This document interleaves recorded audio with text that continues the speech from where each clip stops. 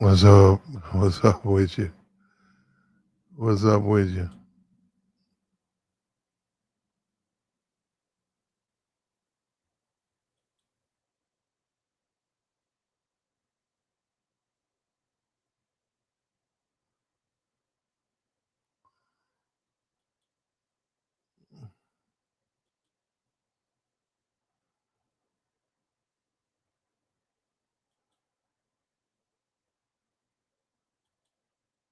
What's up with you?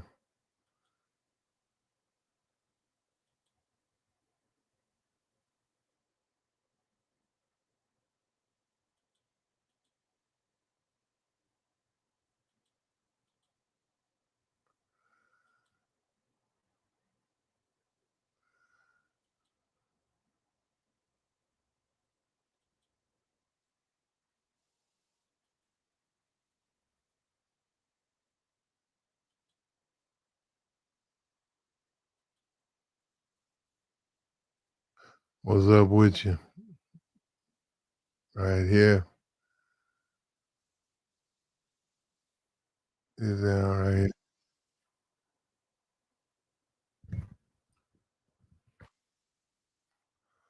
What's up with you? We're gonna talk about Shedeur. We're gonna talk about Shedeur. What's up with you, bro? We're gonna talk about Shedeur Sanders for a minute because he's been named the starting quarterback, and you have a Jalen Hurts, you got a Pat Mahomes. Pat Mahomes is mixed, but he identifies as a black man. I mean, he considers himself his father. He was raised by his father. Is that his mom? Yeah, he was raised by. They got a divorce. He was a baseball player. I'd say his father was very impactful in his life, probably for what first 8, 9. He used to take him to the baseball games. He wanted to be a pitcher. His daddy was a pitcher. Taught him how to hold a baseball. Taught him all of that. He very he's very close to both sides of his family. He's very close to both sides of his family. Um, but if you asked him, because he was a big advocate for Black Lives Matter, Pat Mahomes. I mean, he was open. He didn't have to say anything. He could have said, "Hey, man, I'm not sure if I want to get drug into this stuff." He certainly, if there was people being duped or misled, he was misled because I don't know about big contributor. I don't know, but I know he was a vocal supporter of Black Lives Matter. And in all his interviews, he emphasizes he's a black man. He doesn't see himself. He. I don't know how to put it. He considers himself a black man. Okay, not in a negative way. Not that he's not mixed. He has no problem with being mixed. But he considers himself, as a black man. So he's in NFL. You got Jalen Hurts quiet in the NFL. You got Jaden Daniels, quiet. I saw Jimmy Brisket. He was playing for somebody. Was the Colts? He was playing for somebody for a while. Uh, he's in there. You got all types of backup quarterbacks and starting quarterback. I can't name them all. Starting quarterback. You got what's his name? Dude in New York. He sucks. Fields. Big Fields fan from Ohio State.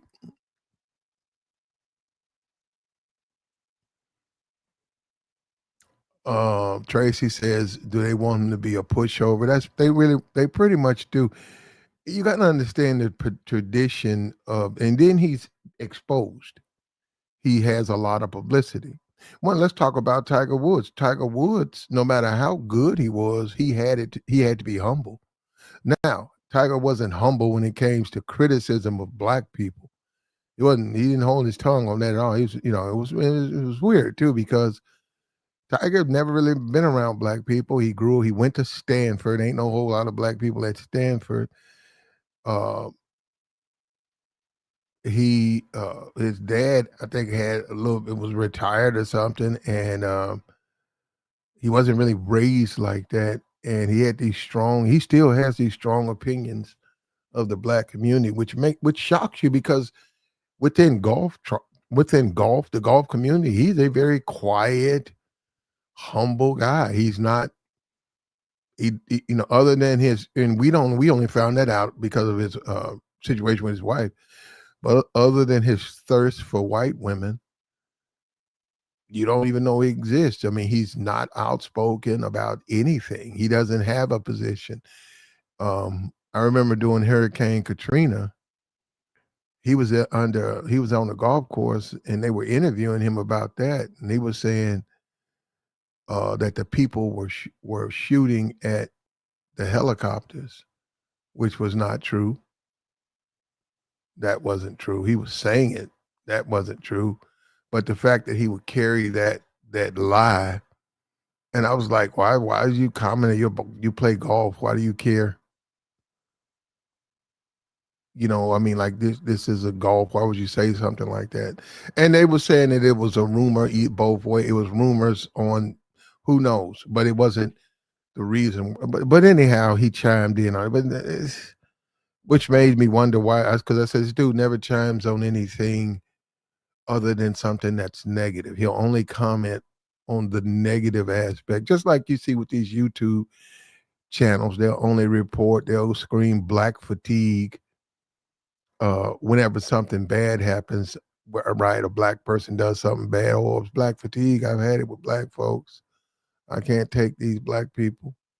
And then they'll turn around and do I mean, they'll turn around and ignore the good stuff.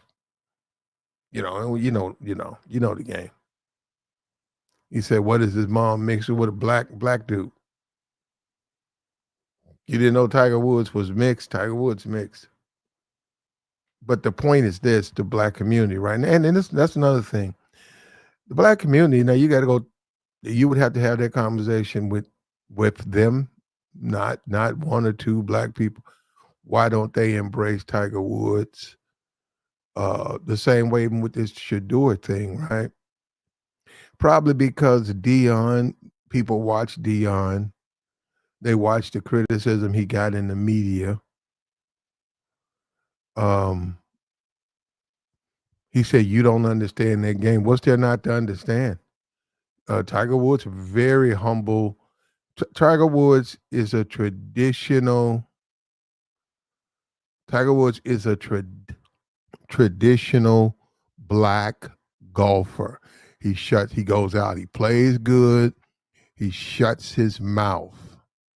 That's about it. He doesn't speak on anything about going to the Masters and the lack of black players and membership, the history of. He don't talk about that. Tiger Woods don't bring up the history of the Masters. He doesn't bring up the clubhouse. He doesn't bring up any of that stuff. And when he was considered the best golfer in the world, he shut his mouth. He didn't brag on that. He let other people do that. He couldn't get into that. He said the best golfers be the British ones, though. Yeah, sure, bro. I remember Tiger Woods got criticized. What are because you said British. What is that thing? They have this outfit that they put on, man. I don't know what is baggy pants and like a hat. It's like a little funny looking hat, baggy pants. And Tiger refused to put that on. This was years ago. And they got on him about how he doesn't want to fit in tradition. And Tiger said, no, they didn't have my size. He said, when I got there, they had not tailored me. So I didn't want to put that on if it didn't fit me correctly and then play the course. And then they took care of that and they got him. He wears that. You got to see it, man. He's saying, I think that's a British Open or something. They wear this funny looking, it. Anyhow, Tiger Tiger Woods, for the most part, plays the role of traditional um, athlete, black athlete. He's quiet, he's humble. And he stays out. He stays out. There's an Asian dude right now, I think, right in top 5. You don't even know who he is. He rarely says anything. He's a very good golfer, though. All you know about is his golf game. Maybe a few endorsements here, but for the most part, his golf game. He does not shadow um, the traditional golf players or what America considers the leaders in golf. Even when Arnold Palmer, Tiger was better than him, but Tiger made sure he made it a point not to emphasize that. He stayed in his place, man. He stayed in his place. He's obsessed with white women. He stayed in his place and he obsessed with white women. They didn't care. They didn't care. He never challenged the system. Tiger never did. Tiger never challenged the system. System is the same way it was when he first got in there. It's the same good old boys club. It's the same. If you are good, you better be humble. You better stay in your place. You better not talk about what goes on in Augusta. You better not talk about what goes on in some of these golf courses. You better not bring up any of that. And Tiger never did. In fact, in my opinion, Tiger kept leaning toward racism. In my opinion, Tiger deliberately went out of his way to criticize blacks, in my opinion, unfairly, because he wanted to play the white racism. He was very, especially when you start talking about the Hurricane Katrina. That would be George Bush. That would be Junior, right? And Tiger Woods was up front about. I remember. I said, "Man, why does Tiger Woods?" I said, "Tiger Woods, a guy who never talks about issues." And somebody said, "Well, everybody can't be a Muhammad Ali. Everybody can't be a leader." And I said, "Okay, I accept that. Makes sense to me. It ain't for everybody." But I kept noticing, I said, "Why does Tiger always have something negative to say about black people?" Like, I get it. He don't want to be outspoken. He don't want to be a Ali. He don't leave him alone. Let him play golf. Leave him alone. He went to Stanford. He really never even messed with black people to begin with. He's a mixed dude, Korean and black. If anything, he leans toward his Korean side. Okay, fine. Why does he have so much? Why does he always? He's very eager when it's something negative and it's really borderline racist. He's very open about that. He has no position to let the golfers know how he thinks.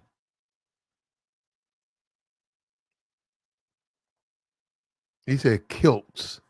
Is that what that is? A kilt? Yeah. Anyhow, Shedeur is challenging that, and the NFL has poured gasoline on it because the NFL screwed him over in the draft. Now the NFL uh, they benched him and they challenged him. They basically tried to provoke him to come out and complain about the mistreatment, his mistreatment. They tried and he did. He never said anything. He stayed, and that was their way of trying to break his spirit. They were trying to break this man and create this man who has no confidence. And just like it's not the same thing, right? We can't say it's the same thing. He said he's Thai. Is that Thai? I thought he was Korean. Okay, Thai. All right, he's Thai.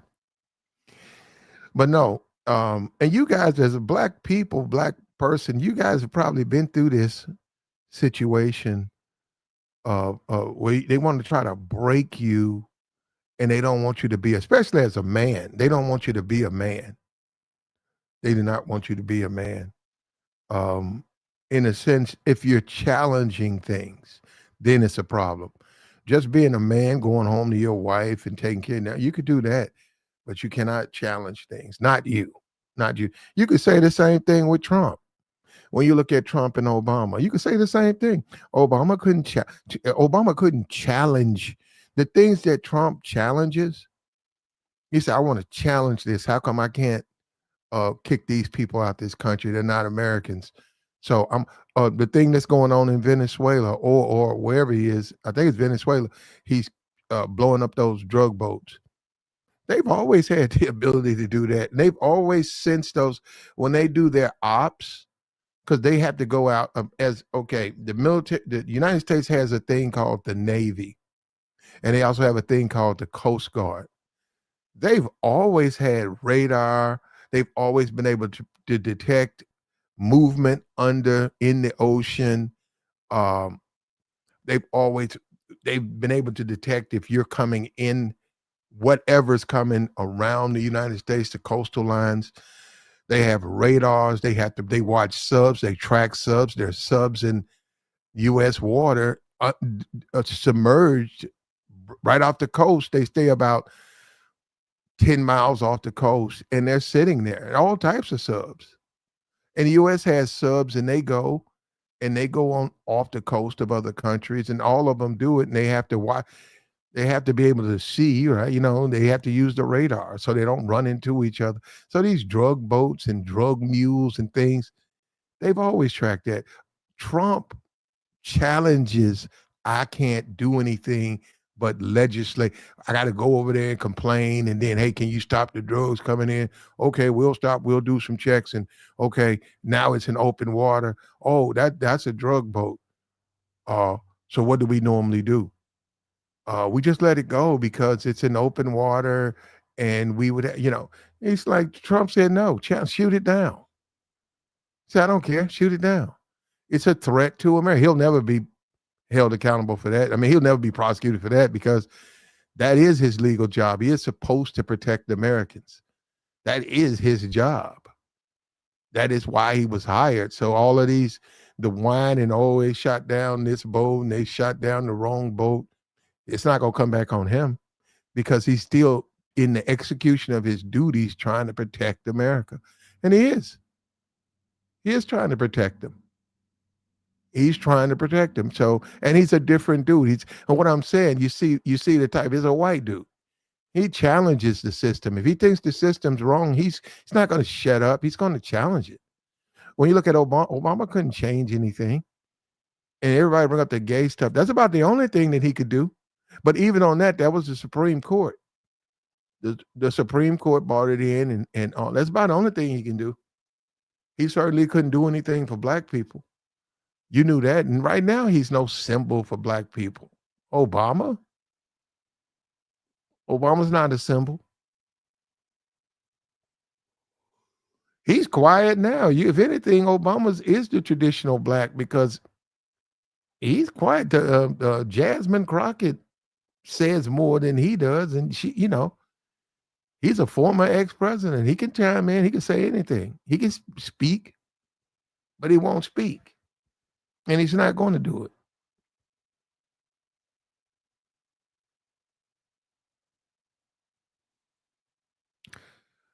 Shedeur Sanders has been, and also you can add Dion on this. They went to Jackson State. They got a relationship with young Dolph's, his widow, and the kids. I think Shedeur knew, he met him or he knew Dolph. They was in Mississippi, and Dion has adopted the kids for the most part. They get to go to games free. They'll probably be going to those Cleveland games. It's not about the money. It's just that he wanted to be a presence in their life. He was talking about it when he was at Jackson State, the relationship he had built with the Dolph family. And the black community has co-opted Dion and his kids. And one of the things they were making a big deal about is that Dion has created this representation of black excellence, generational legacy, and power. He made it to the Hall of Fame. He's now a head coach, and we know we're not here to talk about that. Actually, I had Colorado last week, man, and he just needs a quarterback. He's got that defense right. He just don't have a quarterback, so the defense can only play good for so long, and that's pretty much. And he'll probably lose out the rest of these games. He doesn't have a quarterback. I mean, not he's not accurate. The guy's a freshman. He's like right out of high school. He's inaccurate. He has made some throws, but he misses most of them. But Dion, he had to go through the minefield, the system of power, being a black man, arrogant, the best cornerback, demanding at the time the highest amount of money. You got to understand, America looking at a black man getting $35 million. This is back in the time when contracts were going for what, about 2 mil, 3 mil a year. You was lucky 4 or 5. Dion stepped out there and got $35 million contract from the Cowboys. In addition, Dion was one of them humongous endorsements. So I don't know. I don't know how much money he made with his endorsements, but when he was making money, almost like well, not as much as Jordan, but he. I'm trying to think of their career as Jordan started to get older. Thinking about Dion, but Dion, it wasn't for everybody. Dion, his touchdown dances, all of his kicking his knees, yelling in the locker room, throwing water on reporters, beating up his teammates, ex teammates. I think Andre Rison, he beat Andre Rison on the field. Um, these guys, um, Dion was not for everybody, but now Shedeur, the black community, has adopted him. And like I said, there are other black quarterbacks in the league, but they feel a special union with him, a unique, distinct union that they don't share with the other quarterbacks. You got Dak Prescott. You got um, you want me? I had to go and get a list because I don't even know them. That which is a good thing. Now there's so many black quarterbacks. There's so many of them. I don't know them all. Right. So it got I left off Lamar Jackson. Right. Right, and they don't identify because his dad's not in the Hall of Fame. His dad hasn't always been uh, someone who's challenged the system, and people are looking at the Sanders and as symbolic, and they say that these attacks is a way to try to humble his family and the way to try to create this narrative that the Negro is needed only. I mean, the Negro has to be bent knee and humble, and then the Negro, it's he let him rake the leaves, let the Negro rake the leaves. He gets them all raked up, right? This is a man with a family, just like the man in charge has a family. And then his wife says, "Well, it looks like he's ready to be paid," and the man just sits there and says, "Okay." You make him wait outside for an hour to see if he goes. If he gets upset, you don't pay him. He yells, you don't pay him. Well, if he stays humble, stays out there with the bees and he doesn't say anything, and then you open the door and you say, "Here you go, Leroy. Thank you, sir. Thank you, sir." And you say, "No, I can use him as he can rake my leaves and he knows his place. He knows not to get upset even when I mistreat him." See, that's the way they do the Negro to try to break him as a man. He gets home, his wife will say, "You late? What? I had to wait to get paid." just wait. Yeah, and these things that resonates with a lot of black people, and people, and the community doesn't understand that those experiences. I would hope nobody is experiencing that, but people have experienced things like that. I remember one time I worked for this job, and anyhow, it was man, it must have been 101. It was about, I'd say about 98. No, it was 101, 98 to 101 at 10 o'clock. At 10 o'clock, we was working on the roof. And at 10, so three dudes quit. I saw them. They went down and they quit. And the dude said, well, if you don't work, you got to work 6. He said, you got to give me at least 5 hours. He said, if you don't give me 5 hours, I'm not going to pay you anything. And them dudes tried to finish. They said, nah, man, fuck it. They left. It was just too hot for them. Right. It was about 7 people. It was about 10 people there, right? They stayed. So because we needed the money. Like, what are you talking about? It's too hot, man. I need this money. I got bills, bro. I got bills. I got things I want to do. I need this money. So stayed out there. We gave him 8 hours. So right around the 8 hour mark, he goes, hey, you guys are lucky. We want to keep you guys another 8 hours. We're going to double your pay. It's not as hot. It's going to, but we'll be fine. We'll get you guys some water. And a dude said, hey, man, I got to go pick my kids up. And another dude said, yeah, I that doesn't fall in my plans. I got my wife. I got my kid. I got other things I got to do. Other people are depending on me to do something else. He said, had I known this opportunity, I would have let you know before I came here. But no, man, that white dude got so mad. That white dude went back into the trailer, came out with a gun. Now you gotta understand, man, I needed some money, right? That dude went and got a gun. And he had the gun on his waist, and he said, who wants to work and who doesn't? Because I got more work for you guys. You guys said, what are you talking about? Man, I gotta go. What am I gonna do? Not pick my kids up from school? Man, that dude, he put his hand on his pistol. I thought he was finna get shot.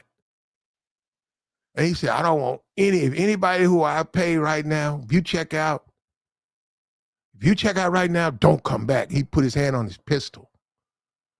And he went ahead, he signed the slips, and we left.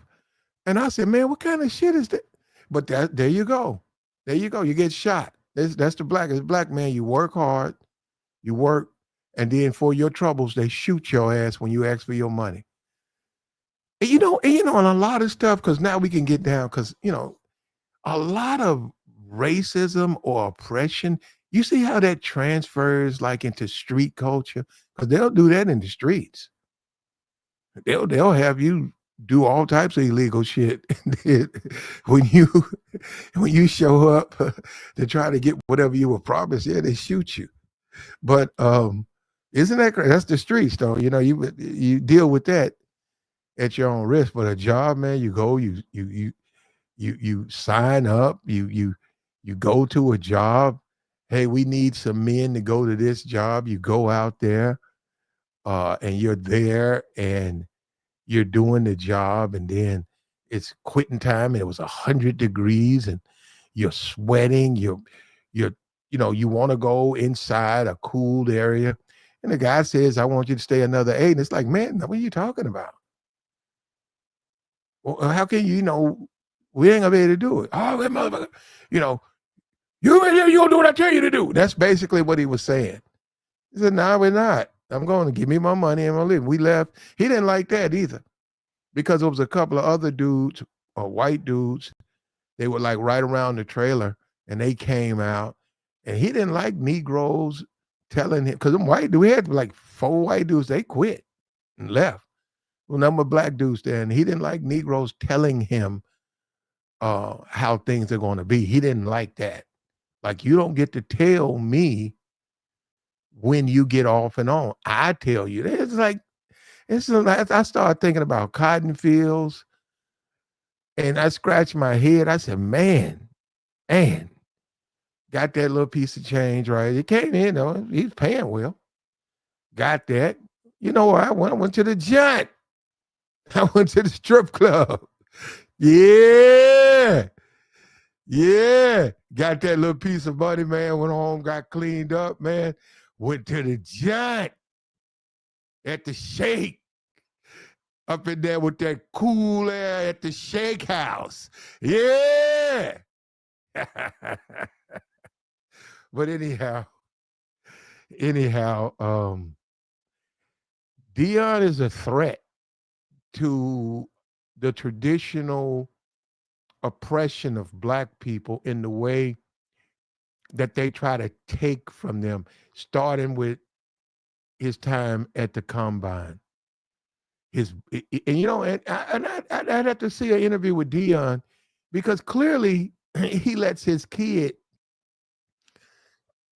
do the talking. He's not told him, hey, this is how you do this is how you do that. He lets Shedeur do it. He's letting his son. You can tell this is a young man trying to express himself, and he's doing it in a very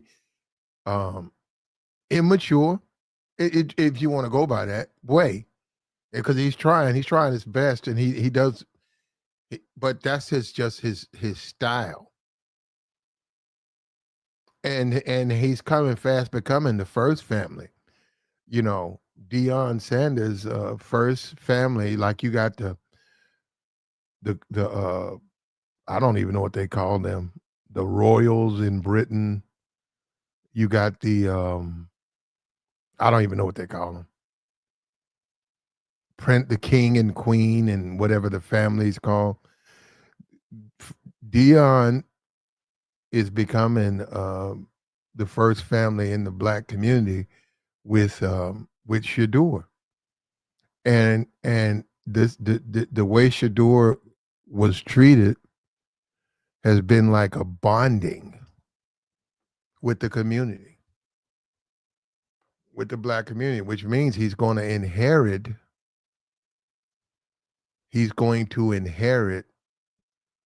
a lot of criticism. The dude said, I'm a victim. What are you talking about? I'm talking about Shedeur, brother. This is why they burnt down our towns. It wasn't over a white girl, it was over business.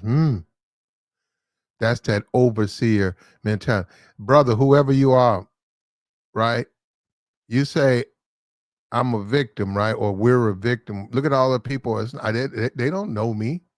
These people don't know me. They agree with because their life experiences have been the same.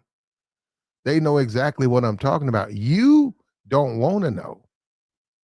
You don't want to know. Isn't that something? You victimize someone and then mock them and say, you're a victim. I hope you're not a victim. Well, you victimize them. Right? You're saying Shedeur got and he's going to beat Frisco. I saw Purdy throw the 3 interceptions. They'll probably go back to Matt Jones, and Purdy is not 100%. Cleveland has a better defense than the Panthers. Much better defense. Purdy's not going to be able to move the football on that defense. He's going to beat the 49ers, and he'll probably win out the rest of his games. And he's going to validate that he was done wrong. And see, this is what America does. Because they messed with the wrong guy. They oppress a guy like Shedeur.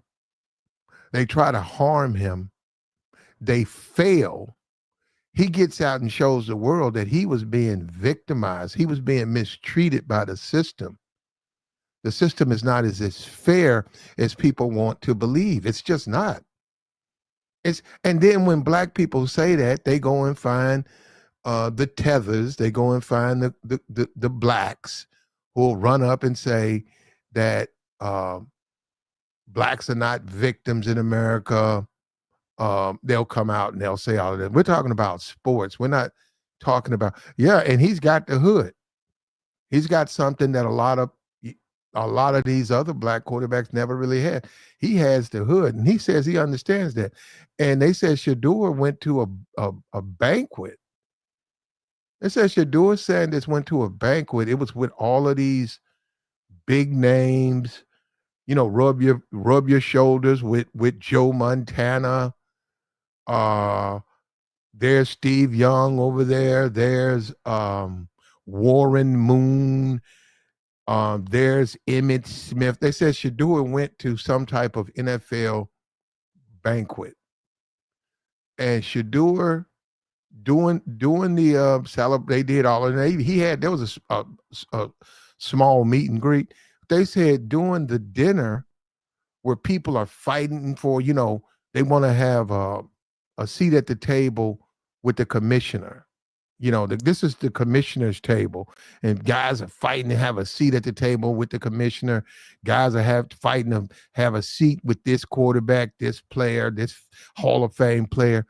They said Shedeur got his food, walked over to the kids' table where everybody had brought their children or whatever, and they had their own little table. He sat with them, and he had fun, with them, getting to know them, talking to them, taking pictures.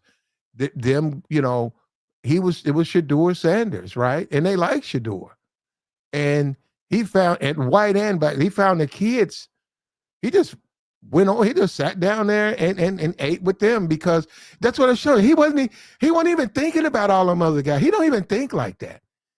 All that's Joe Montana, all that's Tom Brady, all that's, Tom Brady has coached him and stuff like that. But I'm saying, man, he's not even that type of dude. He's trying to sit with man. Oh, that's Eli, that's Peyton, that's this Hall of Fame player. That's Jerry Rice, right? Oh, that's Jerry Rice. That's Peyton Manning. That's this Hall of Fame player, this running back, this head coach, there's Jimmy Johnson, there's Terry Bradshaw right there. Shedeur went over to the kids' table, sat down, and ate with the kids and laughed and joked, and wasn't even thinking about those dudes, man. He's a different type of dude. I don't know why guys don't. And see, this is where a lot of people are making their mistakes. They keep trying to put him like that. He's not they want to do that. He's some angry black man. No, he's not. No, he's not. He's a black dude. He was raised not to kiss anybody's butt. He feels comfortable with kids because they're innocent, like him. And when they say they like him, he likes that. Because they're saying it because they really like him. They don't want anything from him. He drives a Rolls Royce. They're not trying to be his friend so they can get him to, hey, come pick me up in the Rolls. Hey, man, let me rock with you, man. No, they're innocent, and he likes the fact that it's genuine. There's a genuine interest in him. And they said he's already won over Cleveland because he constantly goes out and does his charity work with Cleveland. And he'll deal with the homeless. He'll deal with them, but he centers his stuff about improving the lives of the kids, at-risk kids. They can be white, they can be Chinese, they can be any color. They're at risk, and he's making sure he can bring attention, if anything, going and bringing attention to his plight. There are other people. He ain't the only rich man. He ain't rich. He actually lost money going there. But and Arch Manning is gonna lose money when he goes to the pros, as crazy as that sound. And he's playing better though. Arch Manning. If you was to tell me a couple of weeks ago, could he be an NFL quarterback? I would have said no. But lately, and if they beat A&M, they got a good team though. Texas has a good team, but if they beat A&M, he's done a lot. He has a good game against A&M. If he has a good game against A&M, you got to salute Arch, man. Arch got better. And see, this is what they won't do with Shedeur. They'll criticize. Well, they didn't do that, but Arch got criticized early, but he's improved. They cite the fact that he was bad and he's got better. They don't do that with Shedeur. They don't want to do it. They're going to beat the 49ers. This is going to be not the same, but this is going to be a Tim Tebow type um, ex, experience. But he's not Tim Tebow. He's better than Tim Tebow. He's going to take, now that he's taken over, he's going to win. And let me tell you, one of the reasons he's going to win is because of that youthfulness. See, one thing about the NFL is they break you. And sometimes they have to do it because they want you to be coachable. And when they say coachable, they want you to do what they tell you to do. Now, this ruins a lot of players. You got a lot of guys who can get sacks in college. They're defensive end and they get sacks. They take the quarterback down. And they get into the pros and they go in front of a defensive line coach that's an idiot. And then turn around. He's like, no, I don't want you doing it this way. I want you to do it this way. If you do it this way, we might give up the run. We got to make sure we watch the run. We got to make sure we watch the run. And the guy said, well, I'm used to going this way and I get sacks. No, we got to watch the run. And all of a sudden, the guy gets in. He never gets sacks. And people start saying, what's happened, man? You know, the NFL slowed. No, the coach slowed him down. The coach did it. And that's the thing that I haven't talked to Deion, but I will credit Deion. He didn't want his son to be coached. See, people keep saying Deion wanted to coach his son. No, he didn't want his son to be coached. You got to remember, this is a Hall of Fame player. He knows exactly you think he hadn't talked to other players, other quarterbacks, other coaches, and they talk about how they ruin players because of their bad, terrible coaching? They were a good player until they got to this team and they got coached horrible. And now they got coached so bad, they're no longer even able to play in the league, but they were a great player. You can say that about Tebow. The coaches got to him. You say the coaches didn't want him, and you can say that about Tim Tebow. Because what they do is they criticize you. When you go out, you throw touchdowns, they say, well, okay, well, look, you threw a touchdown this time, but we don't want you to make this type of throw. It's high risk, and we don't play high risk football right here. Yeah, you got a touchdown, but don't throw. Don't throw over the middle. Don't throw over the middle. That's Pittsburgh there. Don't throw over the middle. Well, if you had the quarterbacks they had, I agree with them. Don't throw the football. Yeah, don't throw the football over the middle. Don't run and then throw back across your body, you know, all of that stuff. And they take it from these good quarterbacks and it ruins them. When you take that from them, it's like Lamar. It would be like if you had Lamar Jackson coming out of Louisville and you told him not to run. You're the quarterback there. Your name's Tom Nobody. You played 5 years for the Colts. You was a backup to a backup. You retired. You stayed in the coaching. The guy who you played for, he was your golf buddy, so he hired you on as a quarterback's coach. And it just so happened the quarterback there was a good quarterback, and you knew better. You knew better than to go in and try to change his mechanics. But then you hang in the league, say 2 years, then you wind up going to a bad team. And then that bad team drafts overall. And then you tell Lamar, I don't want you to run. Say, hey, what we want you to do is stay in the pocket and make the throws. We don't need you to run out the pocket looking for an open guy. We don't need you to run down the field. We got a running back for that. Yeah, you get, and guys, that's a bad coach. Guys encounter guys like that, and Deion didn't want that around his son. Now, you see what's happened that Deion's got away from his son, right? And I know Deion's talked to him and stuff, you know, but that's the real world. What Shedeur is encountering is the real world. He's encountering what really happens to people in the real world. When you have to turn your son, he's becoming a man. He has to go to college. He has to go to the military. He has to go to another city. Your daughter You as a parent, you suffer from you want to make them tough. You want to make them strong, but you struggle with turning them free. You struggle with that. You struggle with turning them free because you know this is a cruel world. This is a cruel world, man. It's a hard world.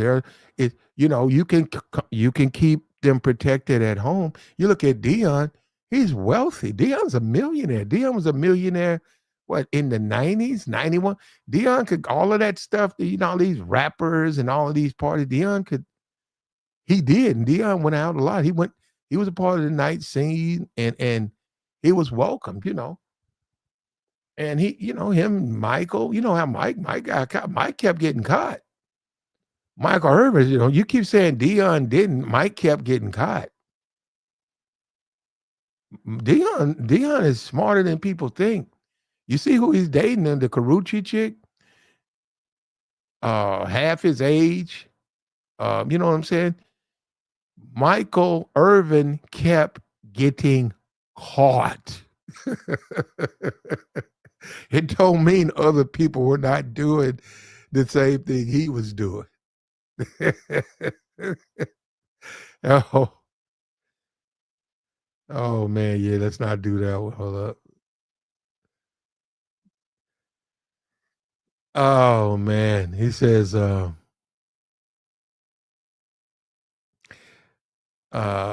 he says President Obama has no power. He allowed soldiers to kill, all the race soldiers kill black people. He did nothing for America. Well, he maintained the way things are, the status quo. So he didn't change anything. You're right. He didn't. He could have. He could have. If you look at Trump, and you can say the same thing about Joe Biden, he didn't change nothing. But if you look at Donald Trump, if you take a look at Donald Trump and the legislation, there have been executive orders he's been pushing, right? That's straight off talk radio. Rush Limbaugh has passed away. Those are Rush Limbaugh. If you listen to Rush over the years, those are things he talked about. We need to have an order where you can't burn the American flag. A law. We need to have a law for this. Birthright citizenship, affirmative action. Rush Limbaugh was very about affirmative action. He said, how come, he said, you got blacks, you got slavery, you got the history of slavery, and you got affirmative action. He said, but they messed it up. He said, look at how they implemented it. He said, instead of making it, well, he didn't believe in it at all, but I'm just saying, he's saying somebody from Laos can take a boat, hop in a boat and float to America. And the minute they hit the shores, instant protections. For what? He said, why do they deserve instant protections? Someone from fucking Cuba. Someone from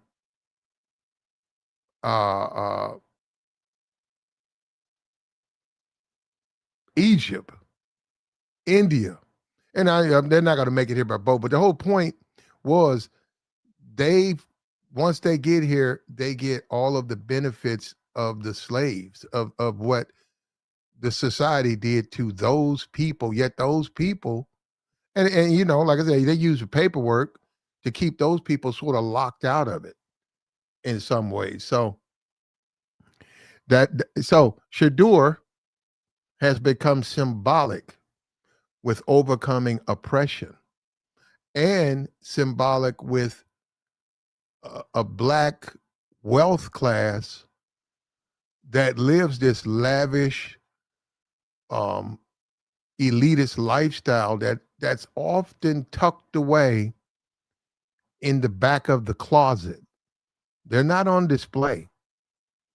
They're not on display. We was talking about Paris Hilton, America, wealthy people. She had a show. I don't know why it quit. I don't know. I didn't watch, but she's fine though. Yeah, you're right. She is fine. Paris Hilton is fine. But that was showing you got the 90210, right? Once again, wealth, American wealth. You had lifestyles of the rich and famous. You have all of these capitalism, these shows that highlight the spoils of wealth, right? And but you don't see a lot of blacks on that. When you see blacks, you see the slavery, you see slave movies, you see homelessness, you see crime, you see very negative things. And then you don't, when you look at a Shedeur, remember Shedeur is not the son of a welfare mom. He's, which is not, let me say this. Nothing wrong with that. But you got to acknowledge there are guys like Shedeur. But nothing wrong with that. You was raised in the projects, and you are a Ray Lewis, and you was raised with by your grandma, which you could fill in the blank. Why no mom? You know why? So you was raised on food stamps and in the projects, and uh, scouts saw you at a high school and gave you a scholarship. And this was back when you didn't even have to go to class. All you had to do was go to the field. They had people sit in the class, take your tests. And that was illegal. And a lot of schools got put on probation. But you got to remember, when he went to college, Ray went to college back when there were all types of violations with probation and all types. Booster handshake, which is a $500 hand. It could be $1,000 booster. They say, go shake the hand. They say, you see them people over there? You see those guys? They want to meet you. You go up to them and they say, you're a linebacker. You're so-and-so, right? You're Ray Lewis, right? You're the guy we just got out of Tempest High School. Yeah. Yeah. They say, okay. Well, we expect good things out of you. And he puts his hand out and he gives Ray Lewis $300. Booster handshake. Gets around the locker room, the players know it. Say, hey, we got a boosters luncheon. And you guys want to show up? I'll let them know. Yeah, it's a good old boys club. It's a bunch of wealthy men. They are boosters, and they get an opportunity to have a boys' night out with a football team, your favorite football team, the Miami Hurricanes, and not all of them, a lot of them show up.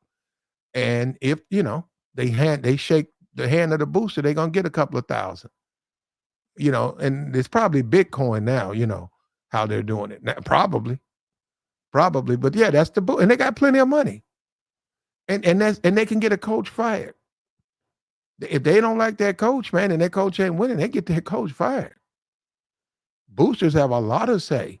And boosters can say, hey, they can say, look, this kid who plays with my nephew, my wife's been on me, man. We've been going to these games. I go, but there's a kid on that team, man. You guys got to get a scout out there.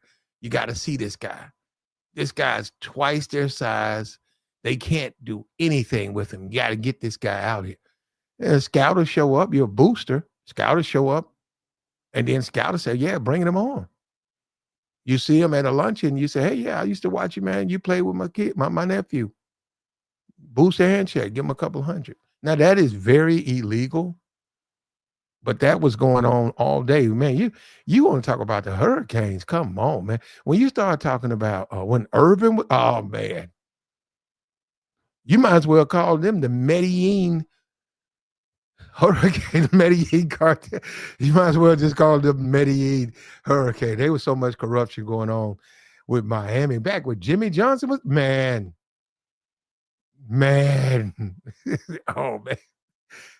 Oh, man. When Jimmy was going, they were everything, anything. That was Miami, too.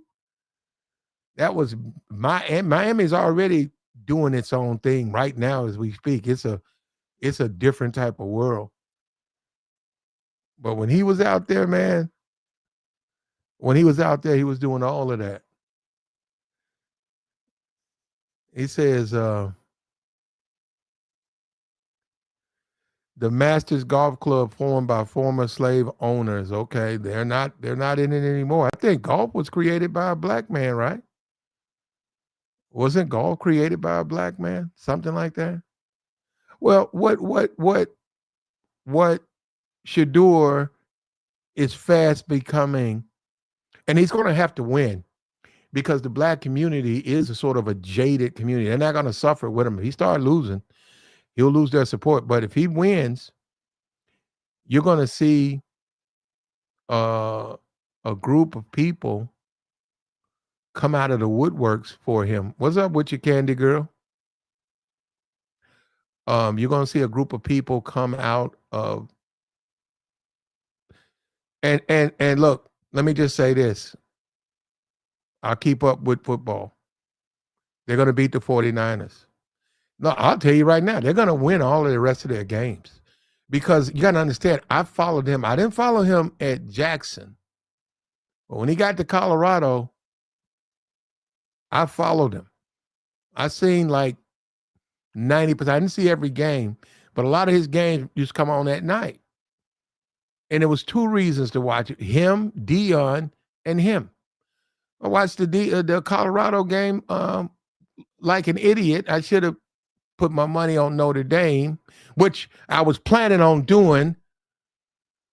They blew somebody out almost 70 to Syracuse. They blew Syracuse out 70 to like 10 or something like that. It's 35-point. And I said, that did scare me off. That's 35 points. Syracuse? I was like, man, that's a lot of points. 35 points, and Notre Dame don't score like that. But they got that in the first half. Notre Dame getting ready for them playoffs. You know, they was in the championship. And that is my team. So I'm a big Notre Dame fan, man. Big fan. I got to go get me some Notre Dame apparel so I can walk around the hood. I'll be the only dude with a Notre Dame hat and jacket on. Get a little bit oversized so it's a big jacket, big hat. Wear it like Puff be wearing this stuff. But anyhow, those games came on late at night. Anyhow, he's going to win out, and he's going to get better. And Cleveland has a defense, and that's all he needs. And with him and that defense, you're going to see a different type of Cleveland Browns. You're going to see a different type of team. It's going to be a different type of team. And his oppression, all it did was solidify the support. That's all it did. So a lot of people are watching. A lot of pros are watching, which is very different. You know, as she said, they don't normally keep up with football like that. You look at someone like Barry Sanders. Barry Sanders don't even keep up with football like that. He might get invited to a Detroit game, but he don't be at home. Barry Sanders ain't at home watching football, watching the Lions every week. And, you know, people like that, they're paying attention to this guy. And to a certain degree, there are people out there who don't want black people to, you know, what did they say? J. Edgar Hoover said he couldn't have a black messiah. He said, we don't want these black people uniting. We can't have them united. America won't work the way we want it to work with a united group of blacks. So they went on and they got rid of King, and they were the underpinnings for, they were the ones, the puppet masters. They didn't actually do, well, actually, I think one of those dudes did work for the FBI. They were not, they showed that dude on 60 Minutes. He was in his jail cell. He was praying. But I think one of those dudes was attached to the FBI or the CIA when they knocked off Malcolm X. They knocked him down. They knocked down King. They knocked down the Panthers. Obama, they emasculated him. They made him the first gay president.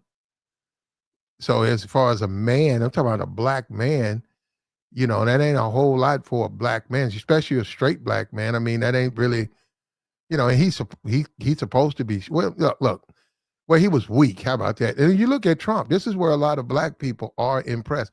This is what a lot of people don't understand. They're impressed with his masculinity.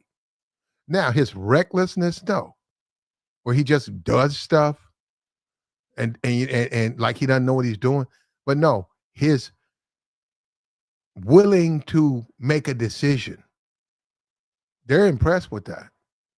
As a man, you got to do that. You got to make a decision, when you're wrong. You know, the saying with shooting down them boats. He's commissioned to protect the United States. So if he's ever questioned about it, he's gonna say, "I'm doing my job." They're bringing drugs over here, and they know the boats. They the military. They don't make mistakes like that. They have all of the uh, technology to identify the boats. They just saw them guys coming out of a submarine. I think 2 weeks ago they had a drug submarine. They have submarines. They show them. When they caught them, they demanded they get up, and they came up and they arrested all of those guys. They made them come out of the submarine with your hands up. Let me see your hands. They said they found like 400 pounds of cocaine in the submarine. Something like that. Like the stream, man. What we doing, man? What my mod said.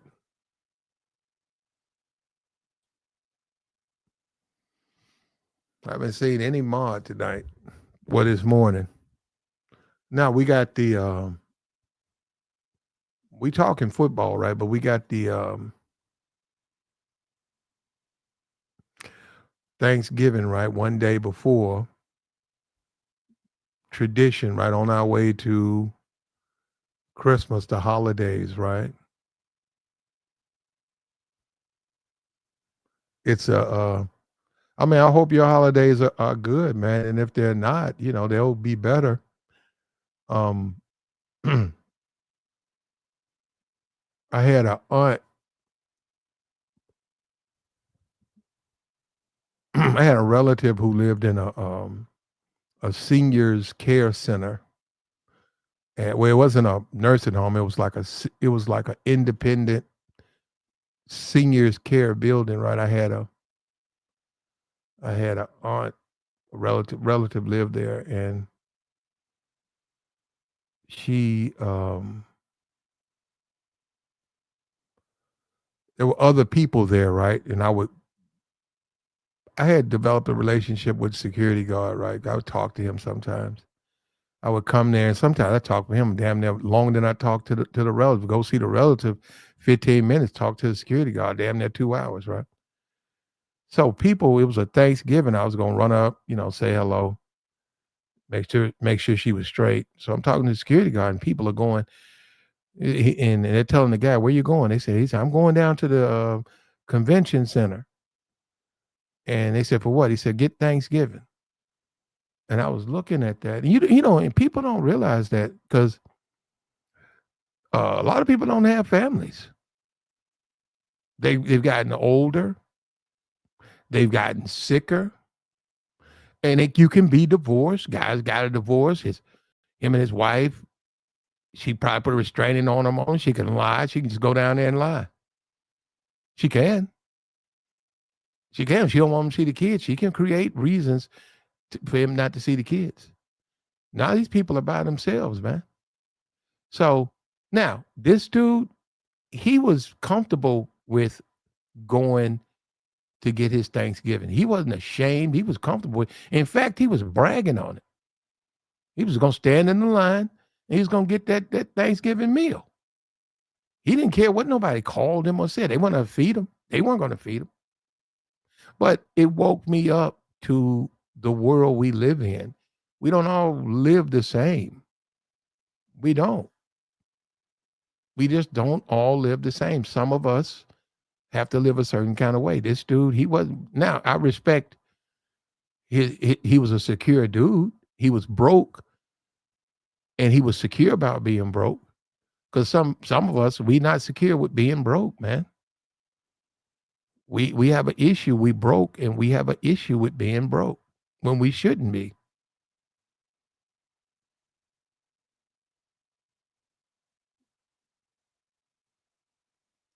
He said black males looking at athletes like they are gods. Why? Okay, you know what we gonna do? Because this trolling and stuff. What is this trolling? What is this trolling, man? This dude said black men, like people don't celebrate Archie Manning, Peyton Manning, the SEC, USC. They what about tell me now? But if you're gonna be see, this is the thing because I've been hoping one of the white guys would just join to make his point, man. That's all. Just make your point, man. That's all. Nobody cares about your hostility or your obvious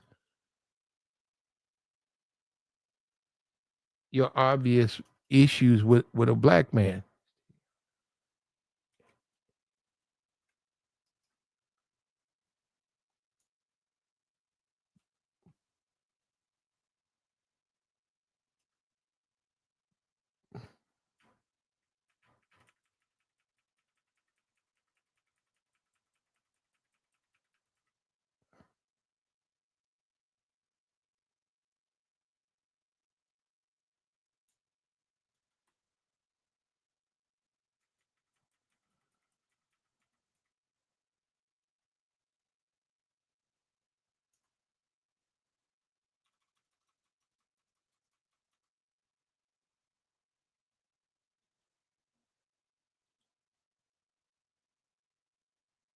There we go, right there. There you go.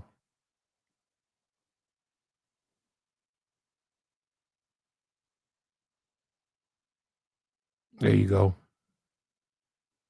Now, if you don't join the stream, we're gonna take care of you the right way, the appropriate way. Because it's cowardly to sit in a stream and take shots at people. You know, you want to hit the link. If you don't join the link, you've shown that you're nothing but a coward who hides in a chat box, and which makes you wonder, man, we about to make a turn into the holiday, and then going forward, we getting into a new year. What's your next year going to look like? What is your next year going to be better? Are you going to be better? Those are the questions, man. Now, Shedeur Sanders, as far as these next 5 weeks,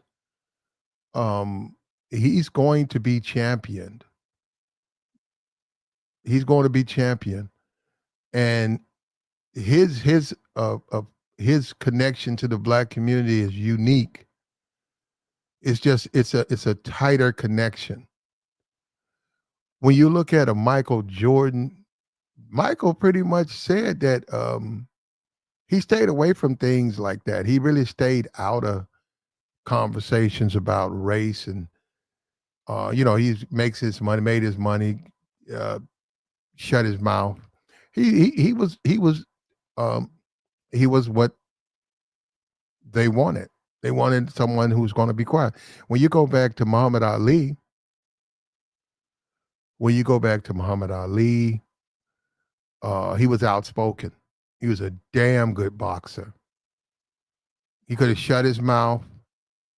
He wouldn't have been as popular, but in the ring he could box, and he took a lot of damage too. You know, some people believe that's why his Parkinson's was brought out or whatever. They said it helped, it aggravated it and made it come further. But Muhammad Ali, um, he was outspoken dude. He was outspoken against the Vietnam War. And you got to understand a black man saying stuff like what Ali was saying. One thing for Malcolm to say it. Malcolm was a Muslim. Malcolm was off the beaten path. You know what I'm saying? America could look at a Malcolm from the standpoint that he's an extremist and that you don't have to pay him any attention. But they couldn't do that with Ali. And Ali took a stand. And Ali and Malcolm, there's a bunch of pictures. They hung out together a lot. That was his mentor, Malcolm. I mean, yeah, Malcolm. Malcolm. Name change, Malcolm. Join the nation, Malcolm. And he earned a certain connection to the black community that others have not. And I would say Shedeur, I don't want to see him get political, but we just had Kendrick Perkins, right? You tell me. You tell me, all right? You just had Kendrick Perkins won a basketball championship in the media.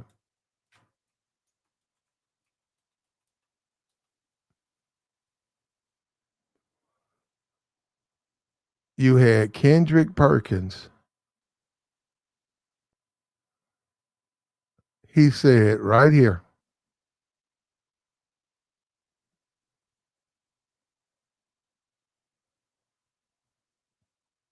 he says, I'm looking at right here on some foreign newspaper right there. It says,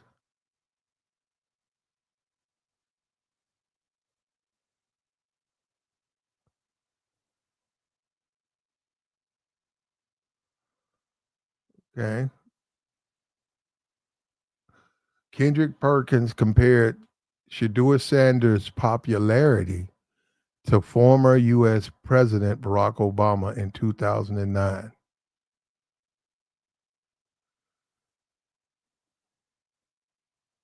Shedeur Sanders is the most powerful black man since 2009.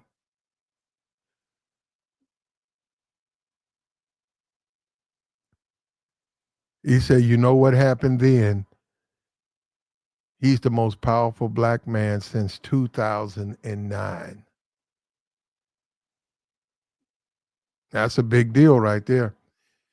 That's a big deal. When you look at the guys in the chat box who, the clowns in the chat box, you have to realize that um, Kendrick Perkins, an NBA guy, I think he's a millionaire. When we look up his, let me see, what's his net worth? Kendrick Perkins, let's see.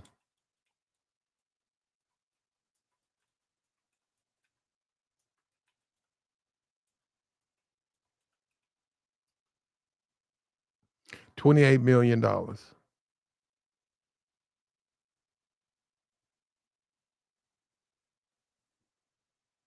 28 million, 30, 25 million. He's married, 4 kids. He's well adjusted. He said that. He's a host, I think, on First Take and at ESPN. He said that. He said Shedeur Sanders is the most powerful black man since Barack Obama. His popularity is on par with that. He's not the only black quarterback. There are plenty of black quarterbacks in the NFL. Yet it's something about Shedeur. And once again, the NFL didn't do themselves any favors. The NFL's created this movement. The NFL reached out. I mean, NFL screwed him over with a 5th-round draft pick. He's clearly the best quarterback in the draft. You look at Cam Ward. I watched Cam at Miami. He did pretty good at Miami, but he's been struggling in Tennessee. They fired the coach. He's been struggling, man. And the Titans have a guy called Will Fuhrer. He blew out his knee. He'll be back 100% next year. I'm telling you, man, that job's gonna go to Will Fuhrer. Because Cam's not, they're not gonna let him develop. See, they're not gonna let him develop. That's what guys don't get. They're not gonna go through no lean years until you got you a solid quarterback. They're not gonna do that. Not with him. They're gonna use the fact that he's inexperienced and he's a rookie, put him on the bench, and they'll put the other guy in. Um,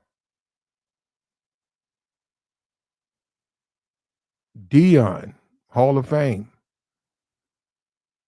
all the bouncing around, bucking and jumping and bucking and jumping. A lot of people didn't like that. A lot of black people didn't like that. A lot of black people get bothered when they see a black person out of what that black person has an opinion of how a black person should be. And when they see that black person out of his station, they get upset. They get troubled. They get troubled. They keep thinking, oh, we going if a black person goes into Whole Foods and there's a black person in there arguing with the staff, immediately that black person thinks that has something to do with them. They'll go over, they'll try to intervene, they'll go over there, try to mediate, they'll try to sell it. Well, I was like, do you know this person? No. Or do you know the staff? No. Well, it has nothing to do with, but and those are the ones that don't like Shedeur. Those are the ones that don't like Shedeur because Shedeur goes against the brainwashing and the teaching that the black man has to be a humble, quiet, champion type man. You're looking at Jalen Hurts. Everybody can jump up and down and dance but Jalen Hurts just stays quiet. Stays quiet. Which is his personality, but not everybody's not like that. He hangs around. His wife is sorority. He's a fraternity. He does a lot of stuff within with the Divine Nine. He stays pretty much around them. He doesn't really do anything outside of that. He doesn't go to strip club. Well, why would he have to go? Or why would he want to go, huh? He doesn't do the strip club thing. That's not his thing. He just plays football and he stays quiet. Shedeur, on the other hand, that's not his personality. And he wants to be outspoken. He's been prodded to be like his father. His father's like that.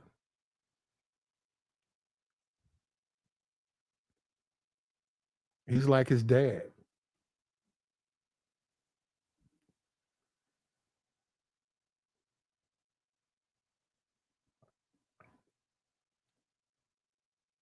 And somebody said um, LeBron may be like that. Who had a good game last night? LeBron. Lakers played the Clippers at home. That's one of the first times I've seen. Well, I don't really watch basketball, but LeBron, like he was well in sync with the team, and they got a good team. They just need to play some defense. They ain't too good on D, but they can score. And LeBron brings them a balance when Reeves and the other guys are out, and he joins them. He brings them a happy balance.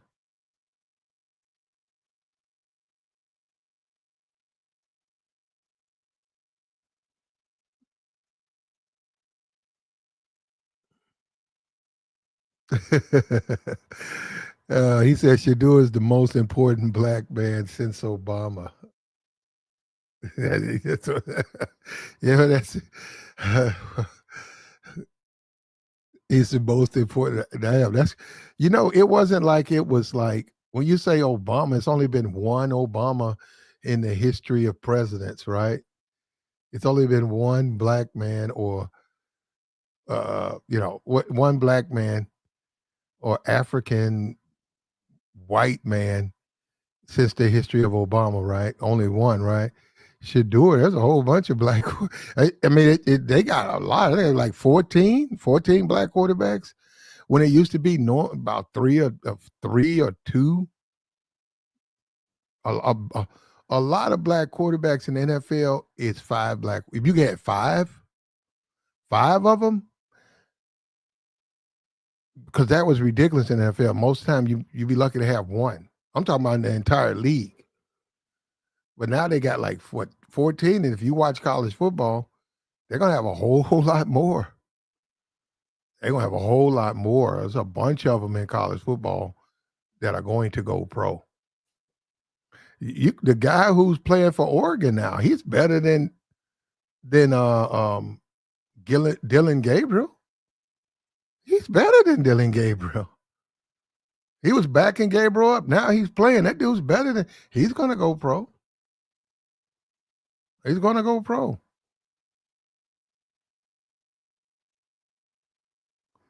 Uh, Beck. Is it? Yeah, I think it's Beck. Beck in Miami. Oh, come on. He'll probably be the first overall pick.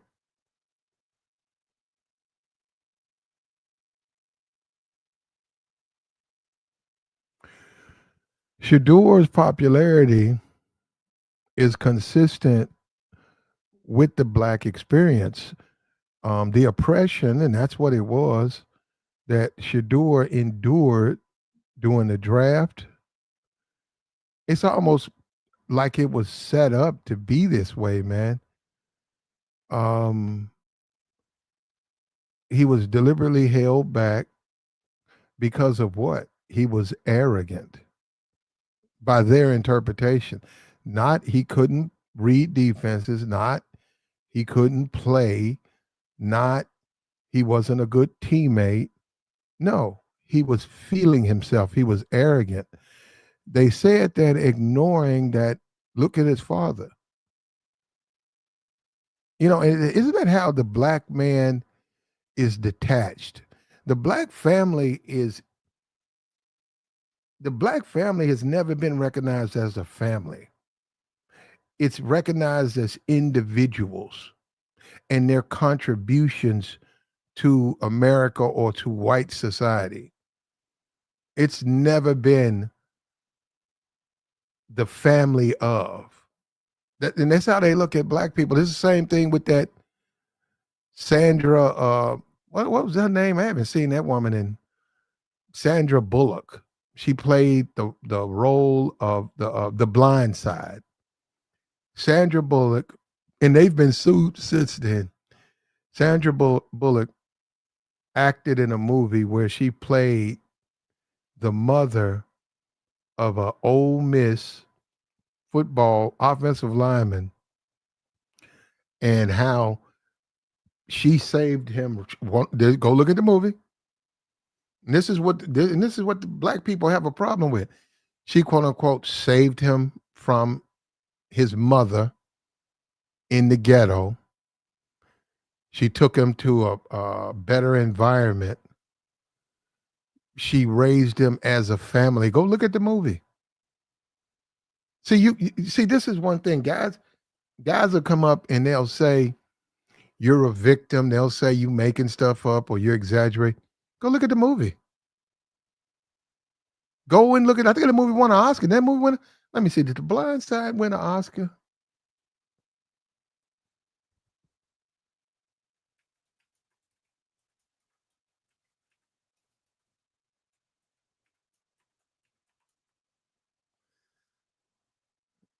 Right here. Yep. The year of Obama, 2010.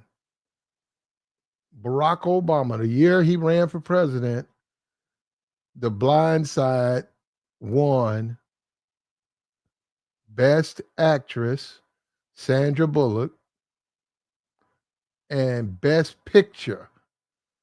Best Picture. This is what I'm saying. This was America. This is the society we live in. This is how they viewed the black man. You had a black man, and I watched the movie once. I won't watch it again. I still have a problem with that movie. I said, damn. There's a scene where she knocks on his mother's door. And she basically tells his mother, this is what she did, told his mother, your son is with me now. And I'm looking at this. I was like, well, that's his mom. And I said, so wait a minute. So she went to the projects, told a black woman, your son belongs to me. And I said, if you look at that movie, that woman needed some help. I said, did you see any help being sent down? Was it any type of intervention, anything done to try to get them back together? I said, how you just going to take them? And it's in the movie. Because she said something. I got to go and look at the exact scene. They wrote a script where she said something, but still, you can't take a person's child, and that's basically what she did. And I said, man, they just go. I said, damn, she just took that kid, and I'm like, I'm a black man. I'm like, what about that? What about his mom? And I said, so he goes on to the pros. What about his mom, though? I'm just saying, like, don't he give a damn about his mom? And I said, that's how they. I said, they don't even see black people as humans. See, that's really the truth. That's see, this Shedeur thing is pulling this the scab off the wounds of our society. That's what people don't want to do. Because see, when they recognize Shedeur, they got to recognize his father. And they're not in the business of recognizing black families. They want to recognize a Shedeur by himself. They want Shedeur to go out, make a bunch of babies, run off on the women. They want Shedeur to be the stereotypical nigga. They want him to throw his money away on material things, meaningless things. They want him to do that. They want him to throw all his money away. America, brother, society.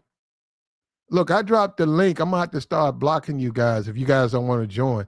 You can offer your opinion up here. It's just a movie. Isn't that something that's just a movie? No, it was based on a real story. And the guy it was based on, he since sued them for that because he disagreed with a lot of ways it was portrayed, but it was billed as a true story, a true depiction of how he came into the NFL. And it was more about Sandra Bullock. She won Best Picture. I mean, she won an Oscar for that. And he said he got nothing from that. He said he turned around. He got none of the rights, none of that. The family sold his story and locked him out of the money. And he said he's estranged from that family. The family that quote unquote raised him, he don't even mess with them no more. For other reasons, money reasons and stuff. They was trying to get money off him.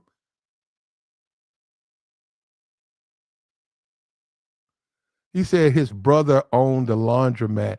I know he was sleeping in the laundromat. I don't know that his brother owned a laundromat. I know he would go in there and go to sleep. He said the Steelers going to win the division.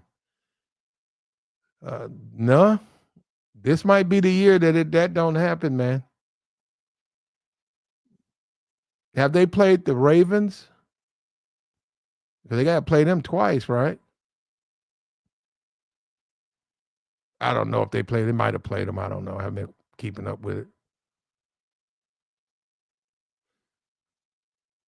He said sports in general haven't been the same since they took it away during COVID times. We banned sports. Sports in general hasn't been the same. Yeah, I don't even know why I read it. Anyhow, well, it's back now, brother. It's 100% back now. They're having sellout arenas and everything, bro. Here we go.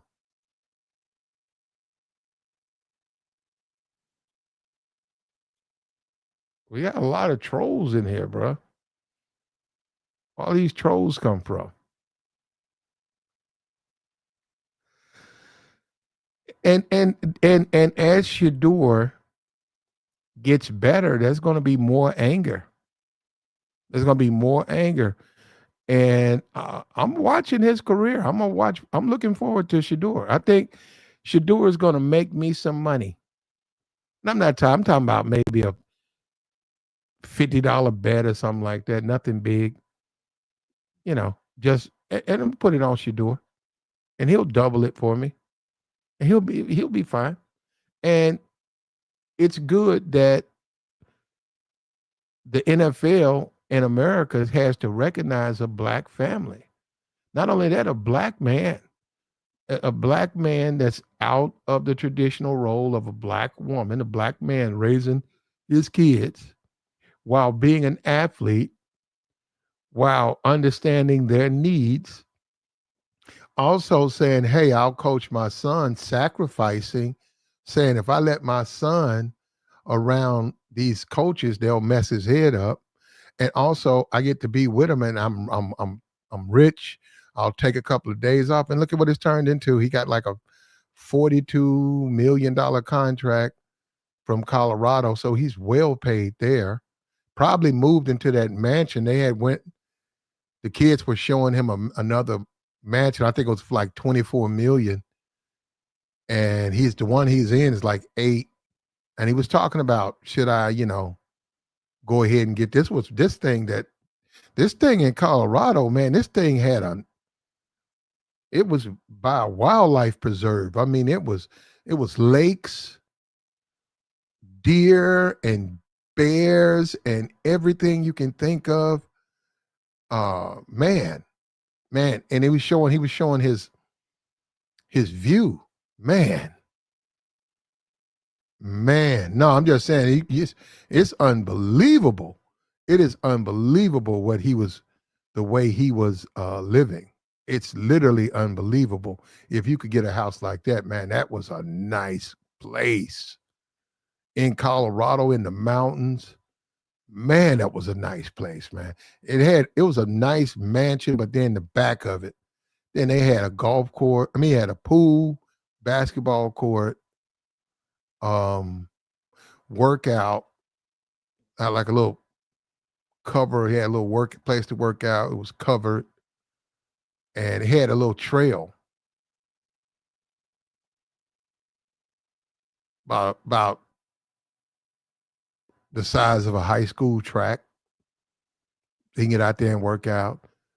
And then they had some things. It wasn't a fence. It was some things where they know how to keep the animals away so that you don't wake up and a bear's in your house. But yeah, but man, that view, man, and it was also by mountains. You could see the mountain. You can go climb on the mountains. That's how it was set, like right in the middle of that. Whoever put that together knew they was gonna make some money, bro. So he's probably got that now. And and another thing about Dion, is he's gonna wear his chain. He's gonna wear his chain. He's gonna go on 60 Minutes. He's gonna go in front of the world. He's gonna go in front of the world, and he's gonna make it be known. His son don't have to kiss nobody's ass. He worked hard so that they wouldn't have to do that. And he don't think anybody should do it, but he's saying that they don't have to do it.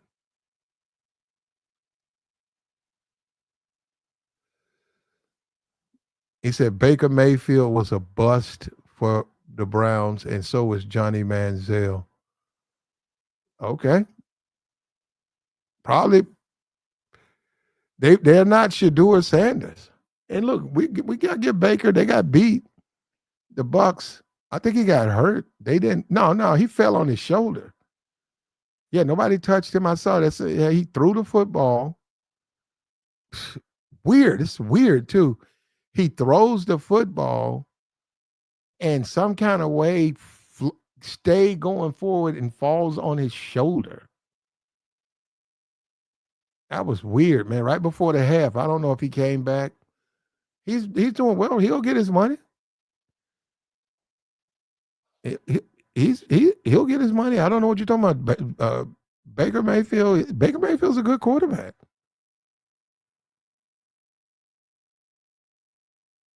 Baker Mayfield's a good quarterback. I don't keep up with Cleveland football so that I can sit back and say Johnny Manziel didn't get this, didn't get that. Baker Mayfield didn't get this. I just don't keep up with it like that. So I have no idea what happened at Cleveland. They got traded. I know Baker got traded to the Rams, the Panthers. Yeah, he's been around, man. Now he's in Tampa. And maybe they'll get a Super Bowl. Maybe. The word on Tampa is this though. They only play good with bad teams. That was the word. They said that uh, Tampa Bay, Tampa Bay went and played the rate.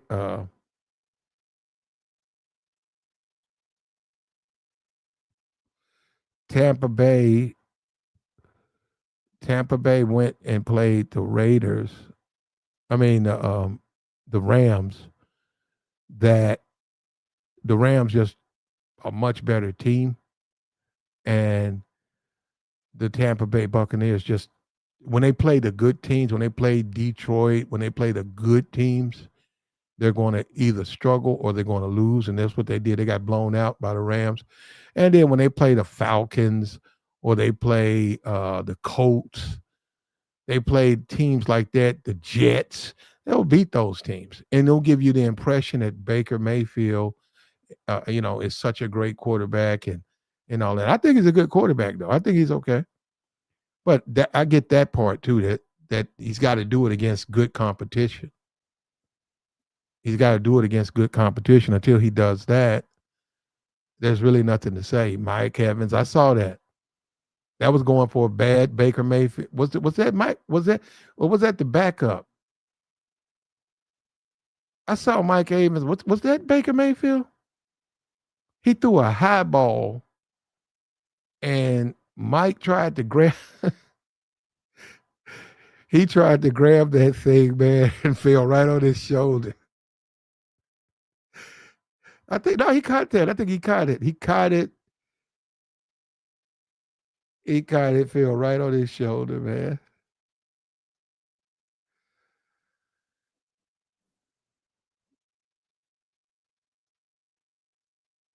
Bro, let me tell you something. These racist dudes, you can stay here, but you got to join the link. Why these dudes keep trying to come in here telling me about, bro? Who you think I'm a fucking veteran, bro. I fought for this country. I protected this fucking country. Will Levis, okay, Will Levis, my mistake. I protected this country. These fucking racist idiots sitting on YouTube talking about it. Yeah. Racism don't exist no more. You playing a victim. You a victim. You a victim. Have you ever done anything for the country? They've done nothing. Probably didn't even vote. He went to Amazon and he purchased a MAGA hat. Yeah, you done your duty, man. You're the perfect citizen, and you're white. Let me say, and see, it's because of guys like you that Shedeur is going to wind up becoming more and more popular. The more you guys ignore reality, the bigger he's going to get. Now, this is about a family. This is about a powerful, wealthy family. His kids are now in the NFL. His kid's not getting any favoritism. One got the fifth round pick, the other one was undrafted. And now he's going to play against, if he's still with Tampa, I don't know if he is. If Shiloh's still with Tampa, they're going to play against each other. Ain't that'll be something? Shedeur versus his brother.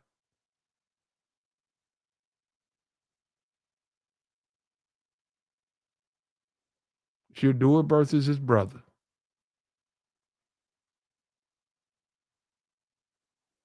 He said they let Shiloh go. Okay. So much for Shiloh. Shiloh's going to be look like he's going to be a Twitch. He's like he's getting into streaming. And there's a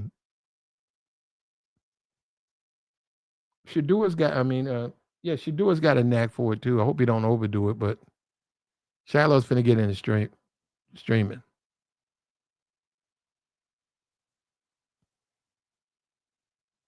Look at this. This shows you how somebody we're talking about Shedeur. He says Obama deported more children and illegals than any other president in history. Your point? What's your point? And Obama didn't do it. His administration did it. They act like Obama was out riding around in immigration trucks, jumping out the truck. Long as they don't get my Gardner, man, we good, bro.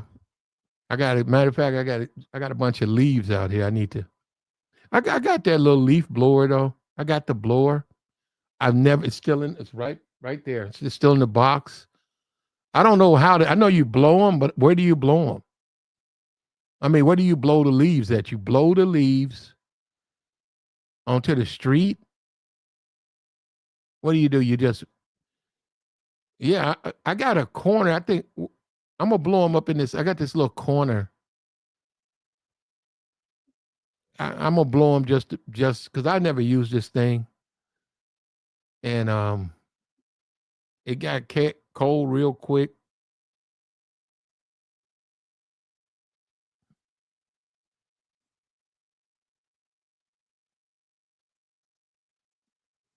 At the end of the day, Shedeur brings a bravado that is often taken from the Negro.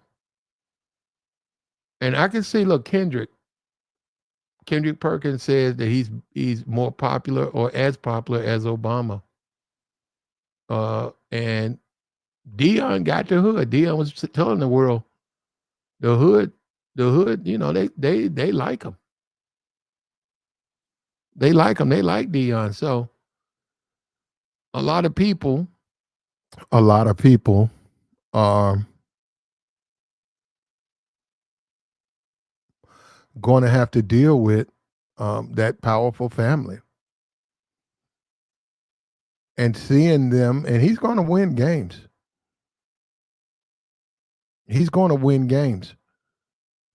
And if he gets, and it looks like he almost, if he gets those guys, the Myles Garretts, if he gets that defense on his side, it's over. They don't need the coach. You can circumvent the coach now. You can basically take the coach now works for Shedeur. And it looks like I don't know if he's there yet. He's on his way. And winning changes a team, especially a team that's loses a lot. It changes the way it changes a team. And that city is starved for a winner. If he starts to win, and I don't know where are they at? Are they in Cleveland? Do they play San Francisco in Cleveland? Let me see.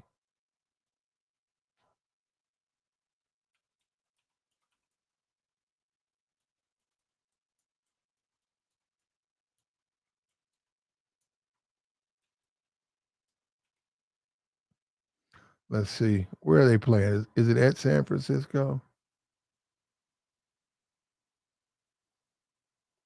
No, it's they're going to be in Cleveland.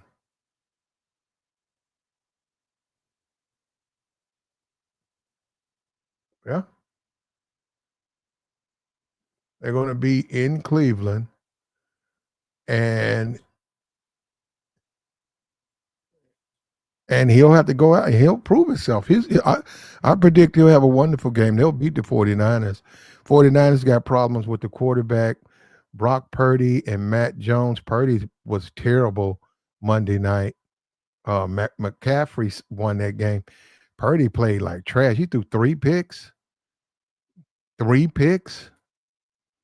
and they still won the game. So he's not going to be able to, if he throws interceptions against Cleveland, they're going to lose that game. And he's not going to be able to drive the football like he did against, and McCaffrey's not going to be able to run on Cleveland like that.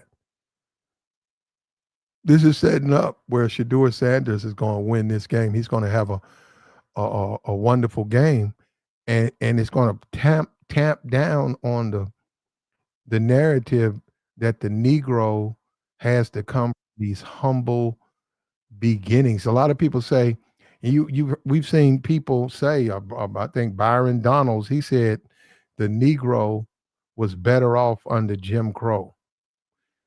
So there's a narrative. They believe the black man needs to be put through something, needs to be pressured, needs to be put into a oppressed. When you oppress the Negro, you hurt. It's like squeezing juice out of an orange. some of them you're going to lose, but overall you'll get some of them that become really, really good.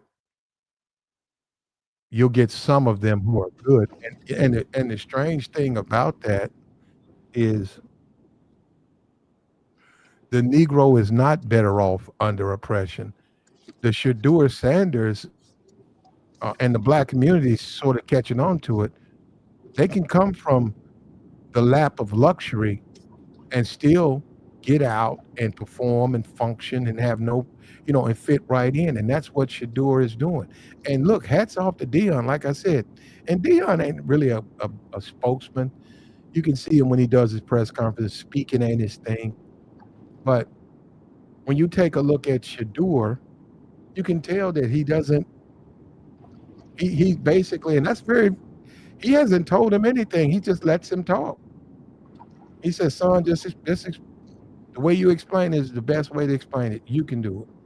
Now on that, I mean, when we disagree with a lot. Me and Dion we just have a lot of disagreements. I don't think that's a good idea. There's nothing wrong with knowing exactly what to say, and you got to deal with the media. And the media that look for things, and it's going to get hard for He him to will be. he will get coaching, Platt. He's He'll coming. get coached. What's up with you, bro?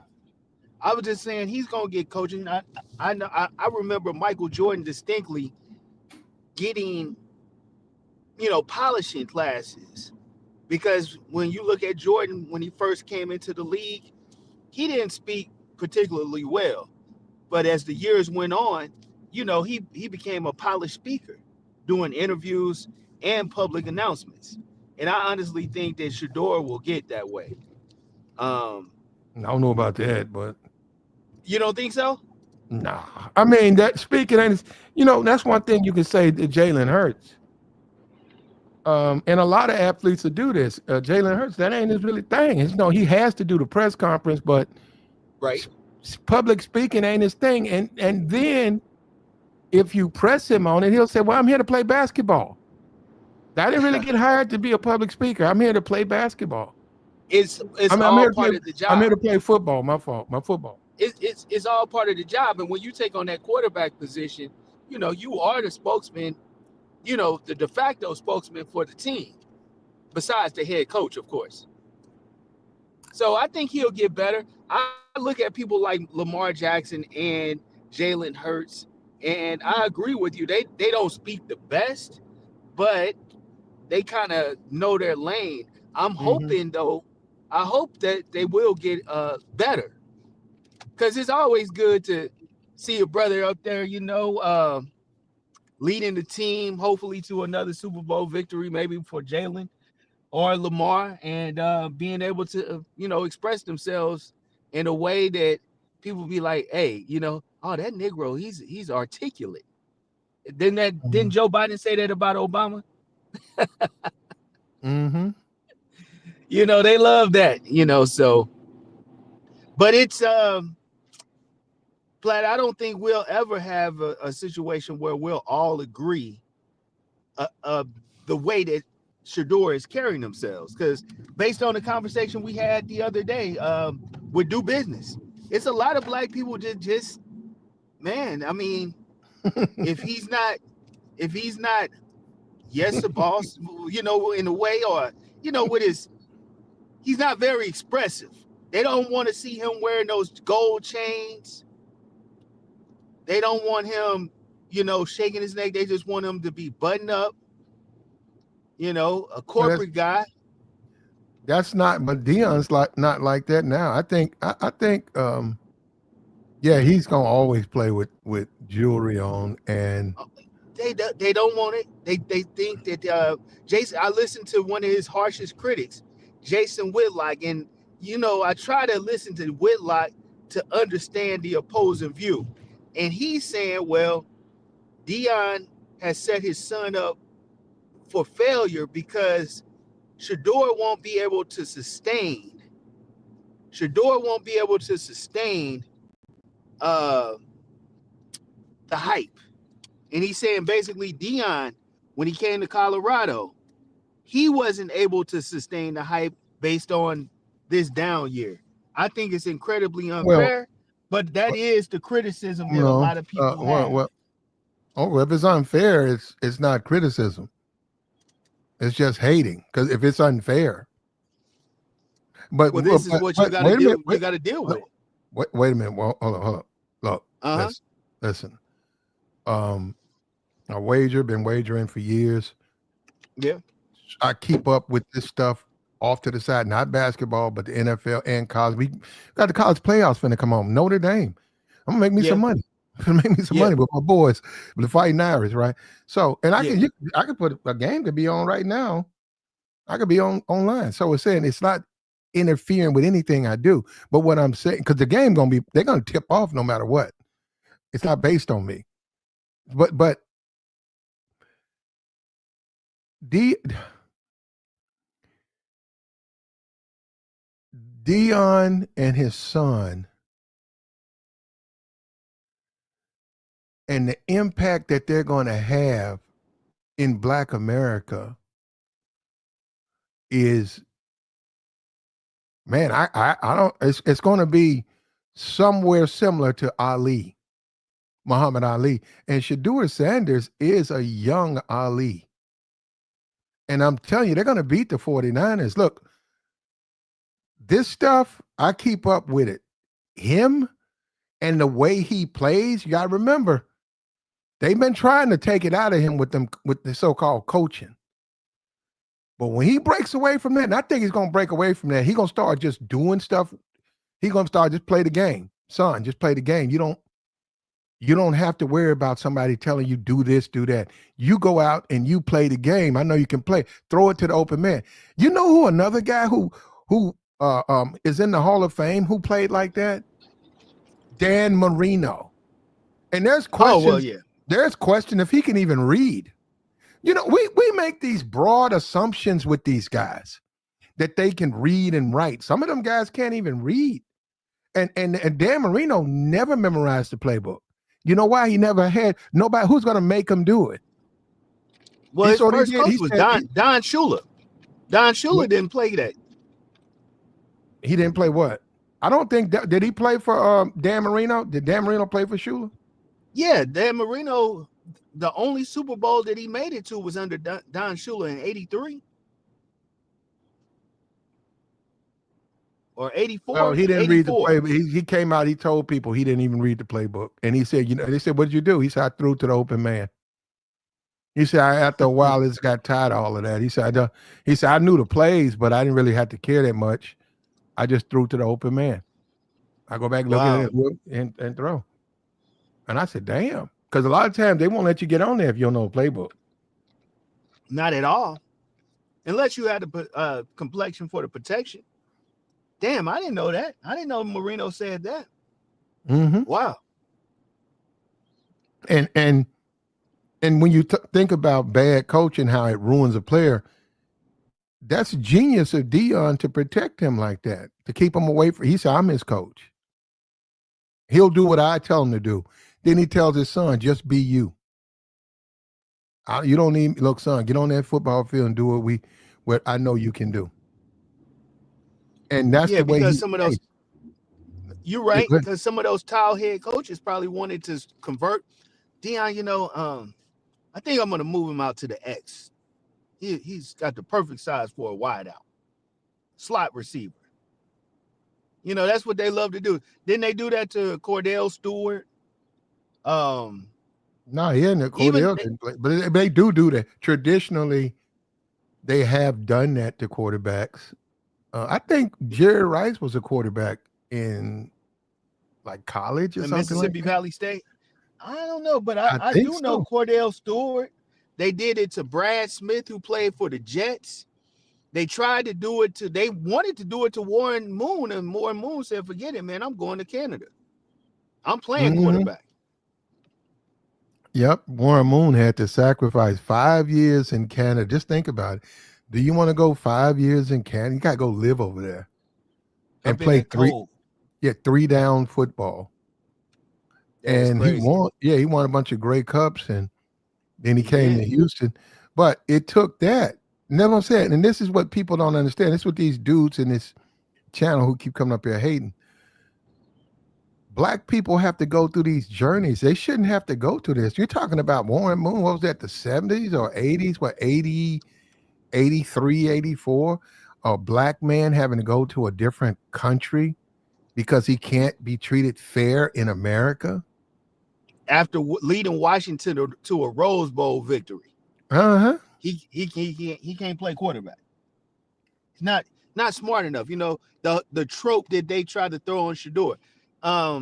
He just doesn't know that he can't learn the playbook.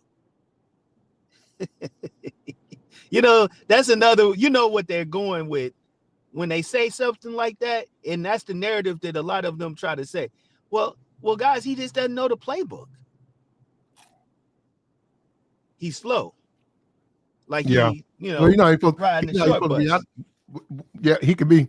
But see, the thing about it, as a head coach, because you got to get backups, right? Say you put your backup in, he may not know the playbook, but as a head coach, don't nobody care. They want him to get on the field. He got to go execute. So a coach will say, "Well, what plays do you know?" He said, "I know red zone. I know all the red zone plays, and I know half the running back play." So the coach got to get out there and say, "We can't do it now. It's doing the game, or put another player in." You got to go with what he knows. You got to run the plays he knows. You can't run the plays he don't know. That's right. So you got to run that. So Shedeur is on the cusp of, and I don't know how it's going to be received. If he wins, winning cures all. If he continues to win, and say the Browns win 4 out of their last 6 games, that's all he needs. He'll win all the rest of his games, man. They're looking at going 6-6. I mean 6. If they do, I mean 6-7 or 8-7, 7-7. If they win all 6 of their games, they'll go 9-8. 9-8. Well, they're going to win. They're going to win all the rest of their games, man. Remember, right. I said it here. I said, bruh, Cleveland. Now, look, do I think Cleveland is some type of unstoppable force in football? Historical? No, I don't.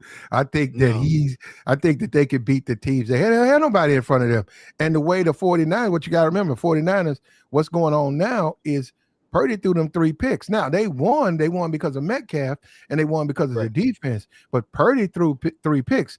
I'm telling you, something is going on with him. This is a guy who never turns the football over. He comes back. They need to go back to Mac Jones, man. And just by doing that, that's enough doubt on a football team where a team like Cleveland can sneak in there and beat them.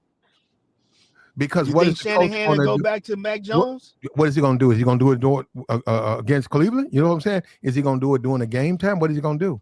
He's doing through before the game. Well, I don't know. Mac Jones in there. Oh, I think Mac Jones is better than Purdy at this moment. I don't know what's going on with Purdy. But see, people got to understand, a quarterback can have a good year and come back the next year, and that's what it's called. Things just normal out. It's the way we are as human beings. A quarterback who, just look at Pat Mahomes. You can be exceptional early in your career, and then slowly you start getting worse and worse. And if you start to look at his averages, they come down, because then now it's like Pat Mahomes been in the league 10 years. The last 5 years have been terrible. Well, it evens out with the first 5 being great. Well, that's because the defensive coordinators. The coordinators got a book on them. Yeah. They know how to scheme for him. Oh, he likes to do this in this situation. You know, he likes to fake like he's going to, and then he's going to throw a side on. Be aware for it. So they all know. They study him. Well, yeah, and Andy Reid, and I say it's Bieniemy. Since they lost Bieniemy, they've been playing like trash. Now, they've been in the Super Bowl, but that's Andy Reid's little 3 yards in a cloud of dust. That's Andy Reid. He's been playing when Kansas City plays scared like they've been playing, they lose. They don't play. Yeah. Pat Mahomes is yet to have a game where he throws 5 touchdowns. They used to do. They They don't even have started. the personnel like that. They don't No, have they don't they have the got some weapons. they got some wide receivers. They got some wide receivers. They got some guys that can go deep.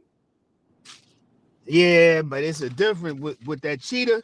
That cheetah brought a whole nother element to the Or game. they let them go. They let them Yeah, go. big mistake. Big But mistake.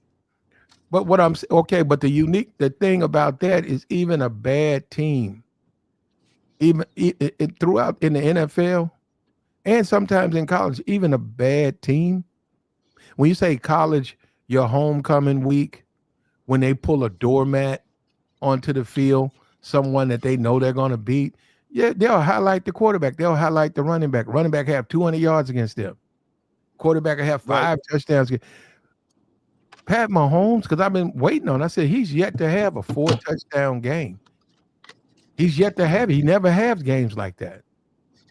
He's an accurate deep thrower, but they're not. They're scared to throw the ball. They throw uh, uh, little crossing routes and run the football and kick field goals and try to get out with a victory.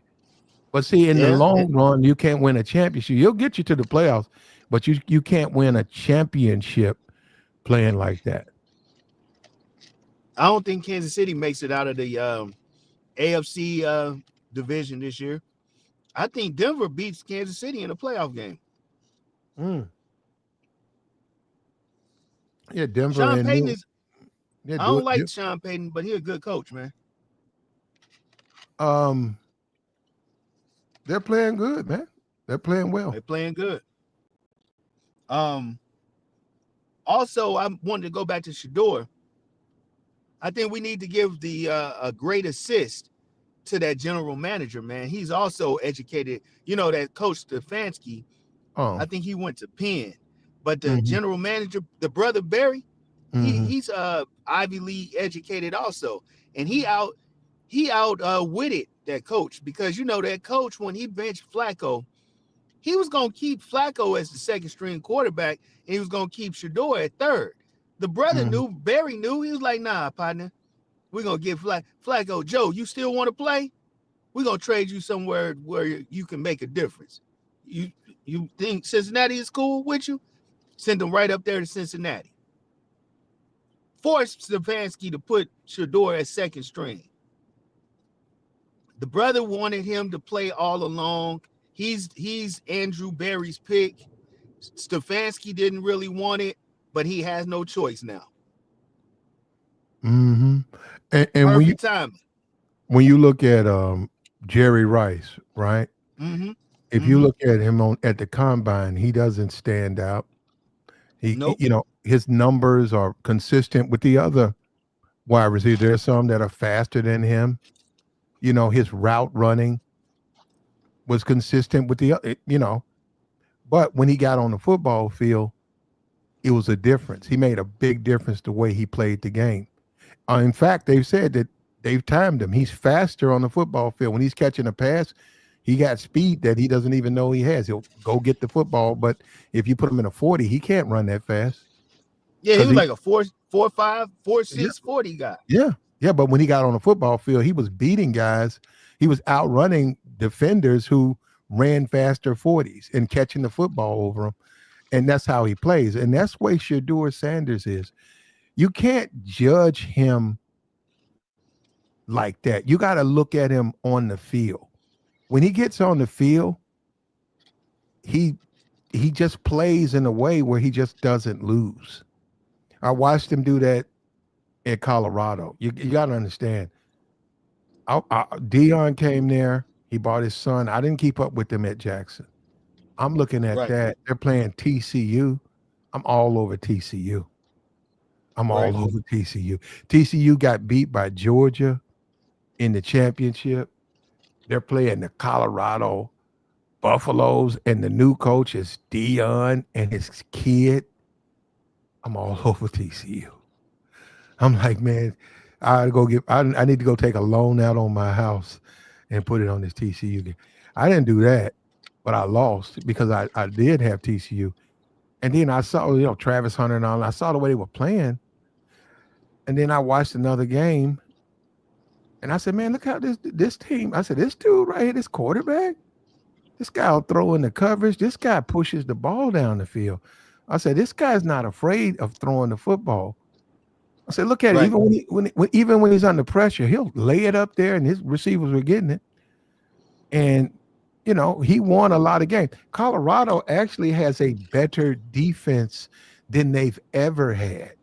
They've never had a defense like they have now. When Shedeur was there, they didn't have a defense like this. Whoever these players they got a defense. They just don't have a quarterback. They have a defense.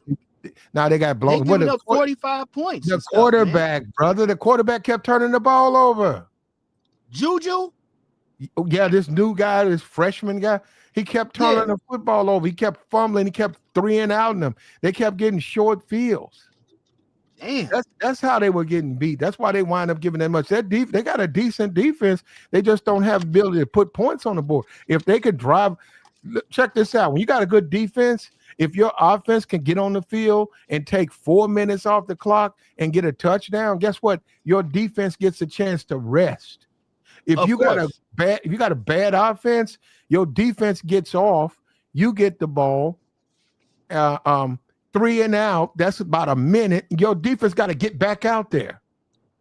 And they got to do that over the whole game. So eventually they're going to crumble. That's That's anybody's defense. They can't play the whole game. We got wide receivers going deep every play. That's going to tire out any cornerback. That's just human nature. We're going to get tired. We're going to get slower. And then you got guys ramming you and trying to run you over.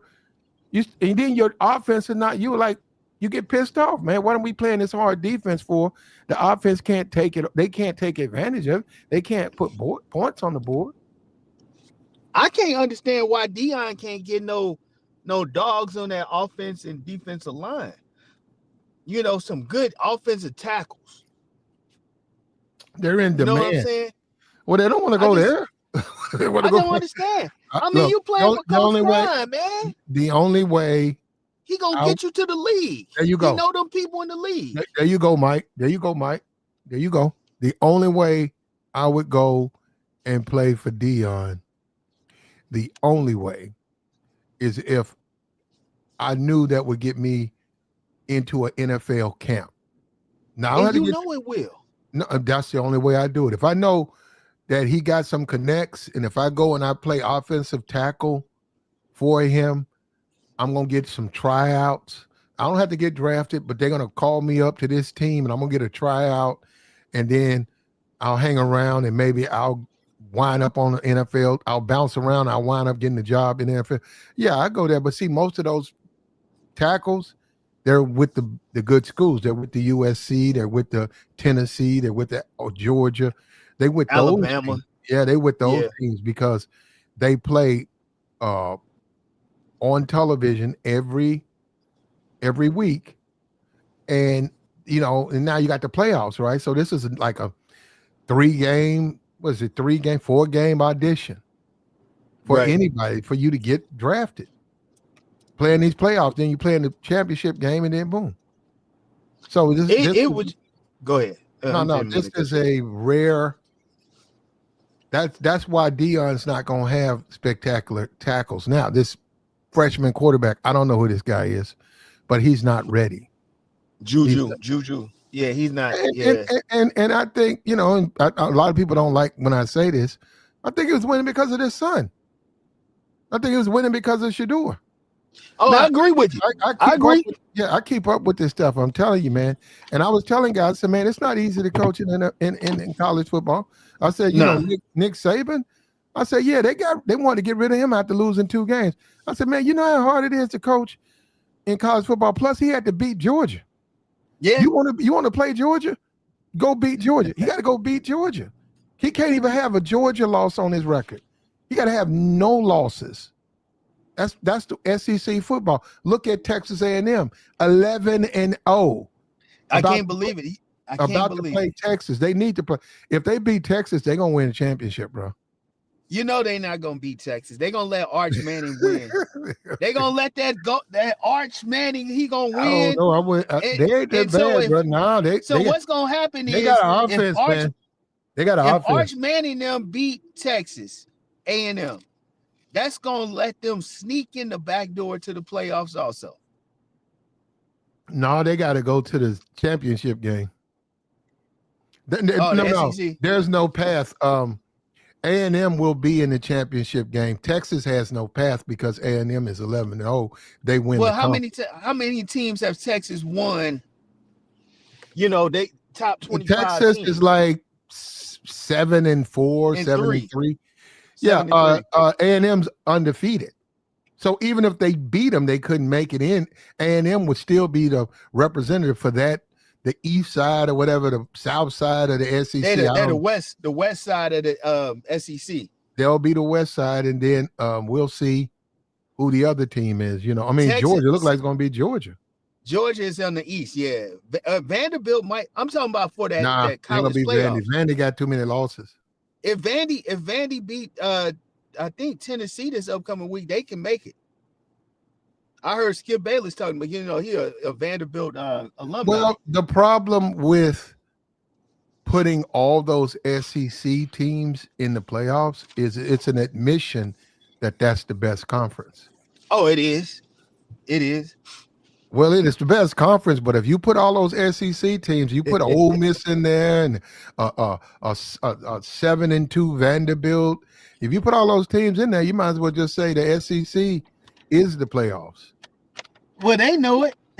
Shit, Big Ten might get a couple. The championship, the champions in the Big 12, they'll get to go, but they all gonna get crushed, man. The SEC is where it's at. You know, I was bragging earlier about my Mizzou Tigers. Every game there was a toss-up game they lost. Could have beat Alabama, we lose to them. Could have beat Vanderbilt, we lose a close one to them. Kind of got dominated by A&M. So we never win those games. It's crazy. You know what, Mike? What's that? I told you know, when you wager, sometimes you know a few people. Yeah. And so dude kept going against Vanderbilt. Now, I was on Vanderbilt last year when they got Diego when they got him. And they got they bought the offensive coordinator. Actually, they got the offensive coordinator, and he said, "Hey man, what about this quarterback?" And then he put them on to Diego. Pavia. Yeah, Pavia came there, and they liked them, and then they bought some other players from there, and they incorporated them. And then they got a defense too. That's another thing. People sleep on Vanderbilt defense. Vanderbilt got a defense, but that's the thing, right? This clown, he put out a play against Vanderbilt, and I said, against Vanderbilt, I said, damn. I looked at that. I said, no, I ain't doing that. I said, hell no. I said, I ain't betting against no Vanderbilt. So I didn't play Vanderbilt because I said, well, he said they're going to lose. I ain't going to play him. So, of course, they won. It was Auburn. He put Auburn to beat Vanderbilt. Vanderbilt, Prava. He kept making plays. They beat Auburn. Then he turned around, put out another play against, I think, now he said I think they played Mizzou. He said, Mizzou going to beat them. And I said, that's Mike team, that sorry ass Mizzou. They can't beat no Vanderbilt. Man, we lost on a last minute inches play, man. Sure enough, 17-10. Sure enough, they didn't. But no, he was saying they're gonna beat them. He's saying that he's saying there's some things about that team, and maybe it'll happen in the playoffs, but he's saying there's things about that team that they're overdue for a loss. And man, I just wouldn't bet against those teams, Pavia and them ain't going nowhere, man.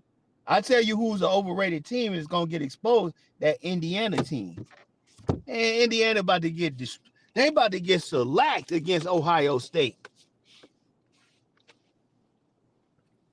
And I think Michigan's a better team than Indiana. You think Michigan gonna beat Ohio? That's gonna be until Ryan Day, his job is dependent on that. Nah. He won the championship. he good. Yeah, he gotta avenge last year's loss though. I wouldn't touch that game though. If I Yeah, was I if I wouldn't. was a gambler, I wouldn't touch that game.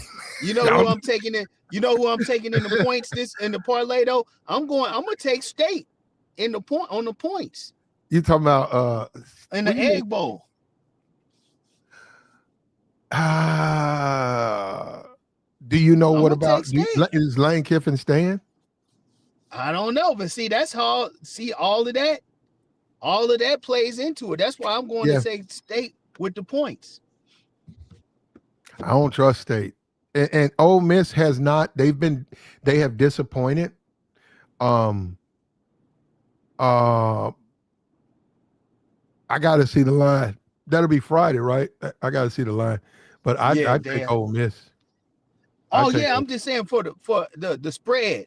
they I can't think Ole Miss is Ole Miss, they lost to Georgia. They went 3 rounds with Georgia, lost in the fourth quarter. right, And they washed out. Um Ole Miss, they didn't cover. There was a 50-point spread against somebody. It was 52 points, and they scored 48 points. And Lane Kiffin, I saw the game. Lane Kiffin took a knee. And I said, wait a minute, this is Lane Kiffin. I he said, I ain't didn't. never seen Lane Kiffin take no knee, man. I said, he'll be Right, trying to score to the end of the game. He'll be right. throwing deep. He'll be up by 50 points, having his quarterback throw deep 60-yard touchdowns if he can get them. They'll be trying to get him. But now he took a knee. So maybe he's leaving, man. And now this is where you got to look at it. If these coaches are leaving, that means they've already packed up their bags. Their Right. offices, also all the assistant coaches, they have to tell them so that they can either you're coming with me or stay here. I put a recommendation, you're doing a great job, and they want you here, stay here. So all of that, and that gets out to the world. So Right. if Lane Kiffin is leaving, I would take Mississippi State. If he's staying, I'd take Ole Miss to blow this out, I, because this is a only team playing. No, well, they're not the only team playing. This is a Friday night after Thanksgiving game. This is a tune-up. This is your last game before you go into the playoffs. If you get, there's nothing. You need to impress the playoffs. You got to impress these the people who choose these teams. So Ole Miss, not only do they have to win, they got to sort of blow them out. I They think got to he win. gone, man. Oh, Miss Lane Kiffin going to LSU, man. They got more money. Well, you ain't lying about that. They got some money more there. money. Yeah. All the SEC, all of them got money. But see, Baton Rouge got that oil money coming in from those, out there in the Gulf pipelines, so they can pay a little bit more. So LSU definitely. I mean, It's gonna be hard. Nick Saban was there It's gonna before. be hard. It's gonna be hard for him to leave Ole Miss, though. Man, he I'm did telling you, everything he man. could. He did everything he could at Ole Miss. At LSU, he can get a different Ole type Miss, of but recruit. see, when you talk SEC football, you talk the South. It's just the South, right? It's a slave country, right? No doubt. Oh, Mississippi that's not like, you don't just coach there. That's a fraternity, man. That's like the Klan. And I hate to say it that way. That's like Glowing Jordan in a group. It's going to be hard for him just to go to another SEC team after coaching Ole Miss, man. You pretty much got to go maybe to a Michigan or something like that. But and you're a good coach. He did it already, though, Platt. You can't. No. You talking about Tennessee? Tennessee and USC. I don't know what that was. That was because of his name. Well, Tennessee. No. That's Tennessee, and we're talking about Ole Miss. Ole Miss is different. Ole Mississippi is a different type of team. Ole Miss. You got to go there. Tennessee won a championship. Ole Miss ain't never won a championship. Tennessee is considered more mainstream America. Ole Miss is not.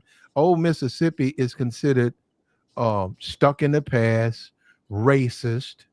Yeah. And they, they're the Ole Miss Rebels, and they had to change the name to I don't know what they call themselves, the Bears or something, but people still call them Rebels. They What the the rebels. hold up the rebels. What was the rebels? The Southern rebels, the Confederacy. So by Yeah. Lane, and they love Lane. This listen, man, because I keep up with this stuff. They absolutely love Lane Kiffin. They Yep. love the way he plays. Right. He can't leave. They're not gonna let him leave Ole Miss, man. And go to He LSU. gone, man. He better go to Going to LSU. LSU. And I think He gonna this take over. Alabama coach, he better watch out. They might be looking for a coach there. DeBoer. Yeah, he got He 2 just lost losses. to Oklahoma. Yeah, he lost to Oklahoma. They couldn't get it together. That quarterback was throwing interceptions. Ty Simpson. Hmm. Yeah, they kept on making the critical mistakes. We had Oklahoma down 3-0, and then all of a sudden we just start. I just, man, Mizzou, we're gonna go 8-4 because we're gonna beat Arkansas. So we're gonna go 8-4, man. This was a season that could have been. We just, we can't What's get. up We with you? can get. Go ahead. No. What's up with your brother Warren? What's up? No, I hear you, man. And look, let me apologize to you. You're a Mizzou fan. I've never met a Mizzou I'm a fan. Mizzou alum. That gotta be a What? Mizzou guy, I man. got you. I've never met a Mizzou fan. No, I know they're in the SEC. Yeah. The most famous thing they've ever done, you know it is, they had that gay guy, Michael Sams. He got Nah, drafted by the Rams or Anthony whatever. Peeler, man. AP. Doug Smith. We put guys in the NBA, man. Okay. I never heard. I mean, I didn't know. I mean, I just don't. You the only guy. I mean, Mizzou. I just never heard You anybody. know who went to Mizzou? Alden Smith. I don't know what that is. You used to play for the 49ers, Okay. defensive end. And then we also had I Justin know you Smith. guys had you guys Remember put Justin Smith? Michael Sams. I know you Oh, guys. come on, man. He What played. about what Mike. Wait a minute. Michael Sams played for Mizzou what about the and free got safety drafted. for we ain't talking about the free safety for the Atlanta Falcons, William Moe. Willie Moe. These guys never started, man. You talking about guys who just own the Yeah, he team. started. He was the free That safety for the man ain't Falcons. started from up Willie Moe. I never heard of Willie that Moe before. was the I ain't he never was the had no starting guy named Willie. he was the Ain't starting nobody free named Willie safety for Moe. the Ain't no such Falcons. thing as you made that up, Willie No, Moe. his name is William Moore. He was the starting free You safety for the ain't never Falcons. heard. I ain't never heard of this guy. You never heard of Willie Moe? No, That's what we call him.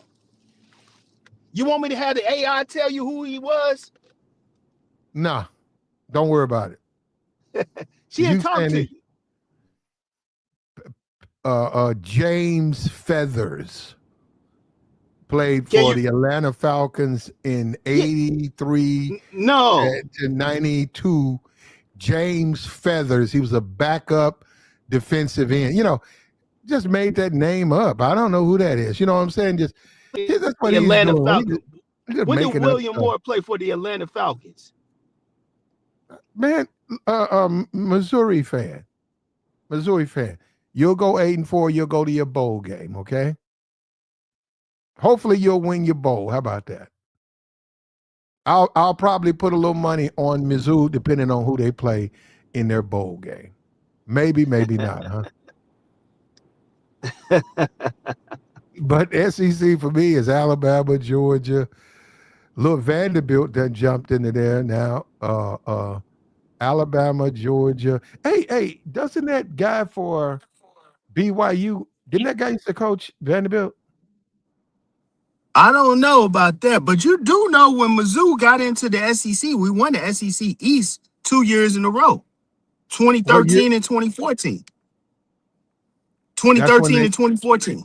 okay. Now I didn't even know they went. I thought they were all of them. I didn't know they got let in. I thought all of them were always the same forever. So, hey, Platt, William Moore played for the Falcons from 2009. He was drafted in the second round. He was a Pro Bowler in 2012. You know what I'm saying? He had 105 tackles, 74 solo, 4 interceptions, 4 tackles for loss, NFC Defensive Player of the Week, against the Saints. You know what I'm saying? So he played What's with that? them all the way until 20. He retired in 2015 at 30. He Y- said, um, Missouri's mistake was joining the SEC. No, that was the only thing we could do because Texas, when they joined the Big 12, they started the Longhorn Network and they started taking all the money out of the Big 12. So we did try to go to the Big 10, but they chose Nebraska over us. So then Colorado went out to the Pac-10, them in Utah, and then so us and A&L went to the SEC. That's what happened. The first choice was the Big 10, but they chose Nebraska over us. Okay, um, we both agree the SEC is the best conference. We It's both agree with that. by But far, by far. but the selection committee cannot because they got to represent the whole spectrum of football, all the conferences. They can't ignore conference. You're gonna have guys winning. You're gonna have teams winning the championship, right? And they're gonna wind up in the playoffs, but they're gonna get blown out because SEC football. See, that's one thing I do respect for Arch Manning. Now he did go to Texas. Texas really don't need him to win, right? So let's just be for real. He chose Texas. Texas is loaded. He didn't go to That, Tennessee. Tennessee is not as they don't have the defense or the offense that Texas.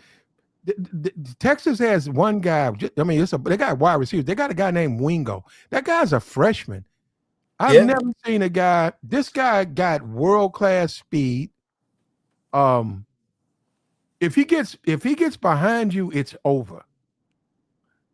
He's got the 72-yard runs and stuff. They do a lot of screens to him, but him and Arch have a connection.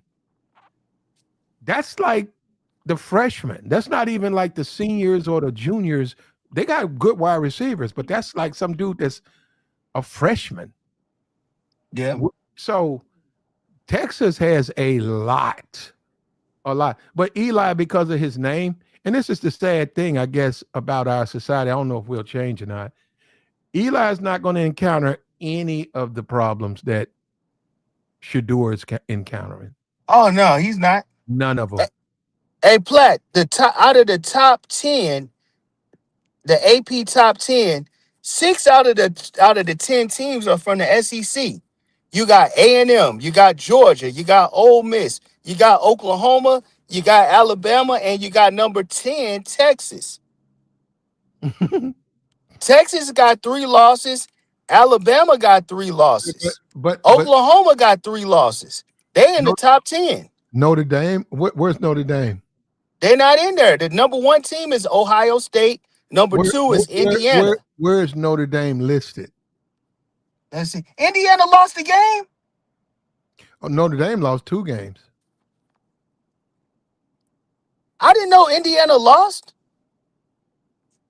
Who they lose to? This says top 10 in college football AP as of November 26th. Who did they lose to?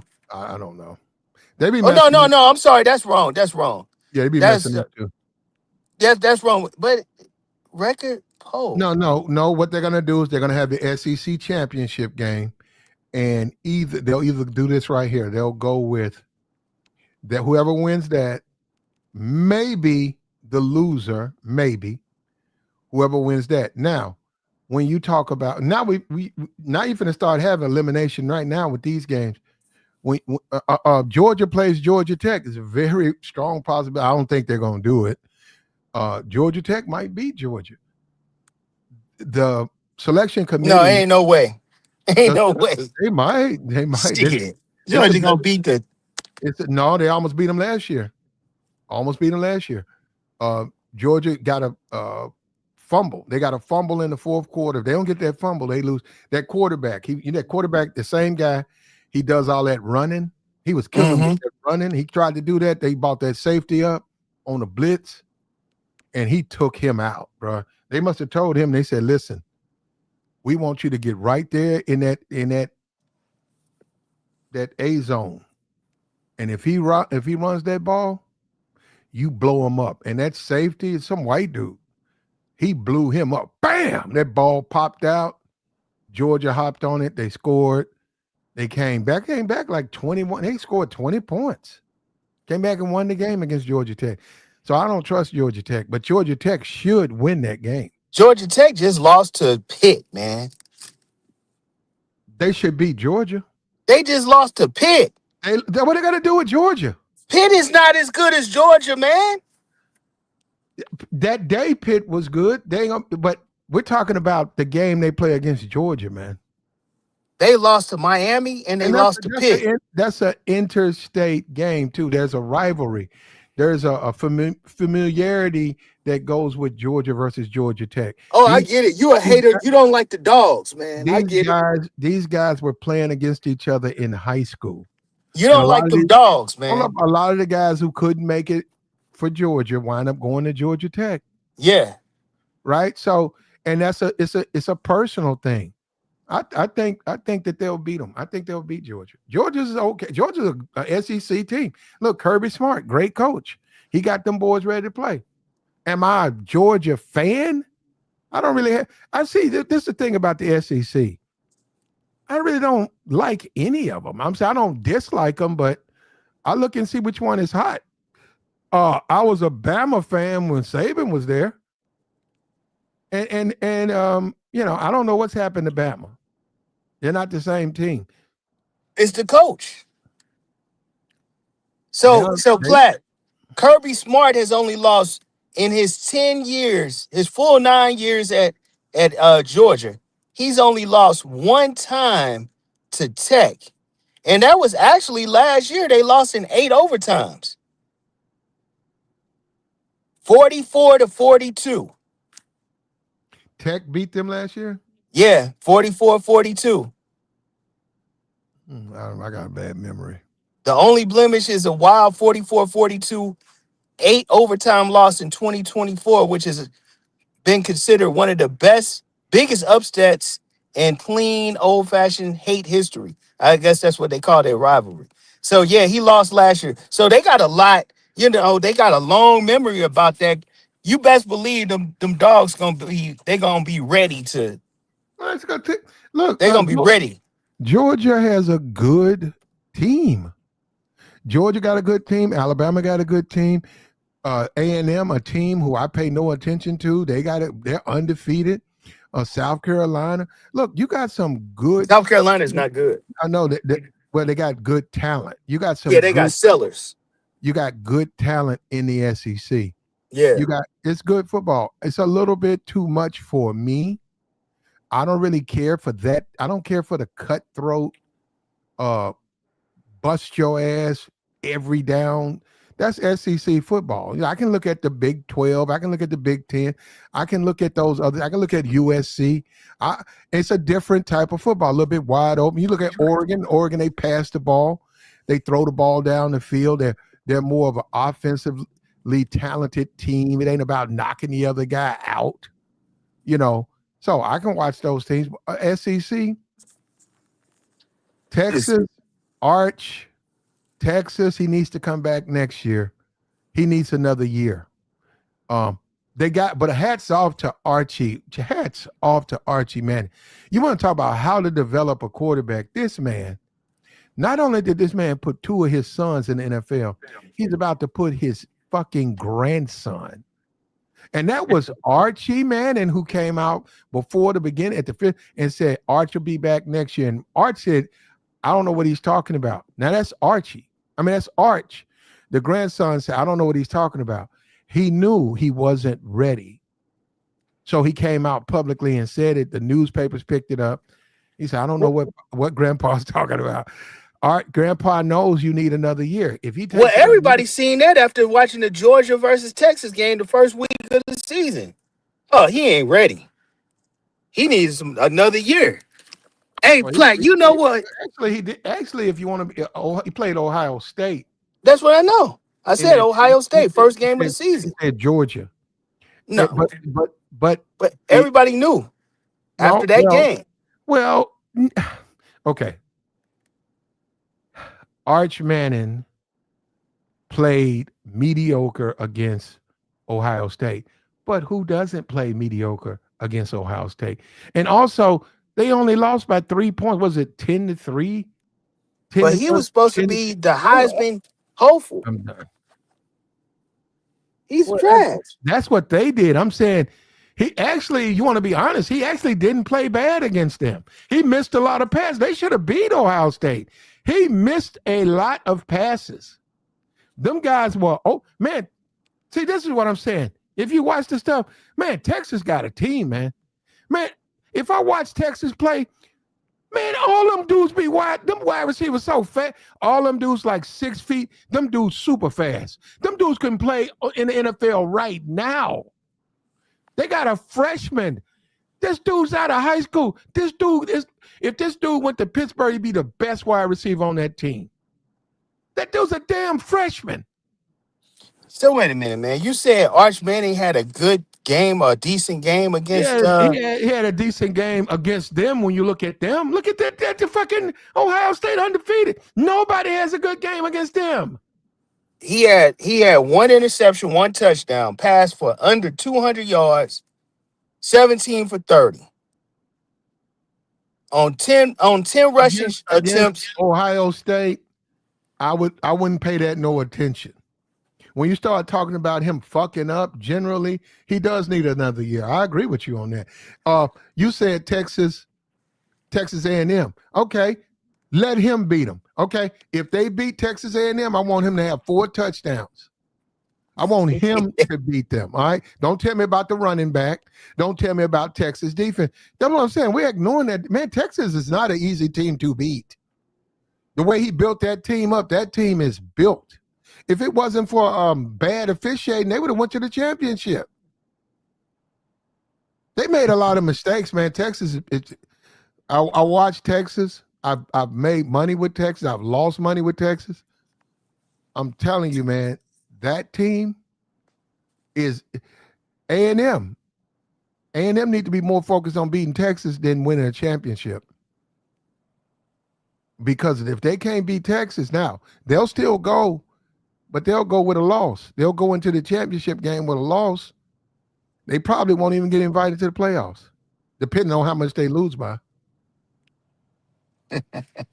And they don't, the playoffs isn't just the top 25. They go by the champ. If you go and win your conference, you get an automatic bid. You're going to be in the playoffs.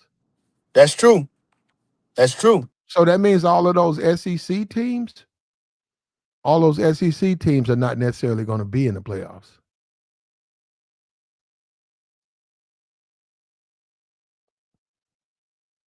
All those SEC teams will not be invited because they can't invite them.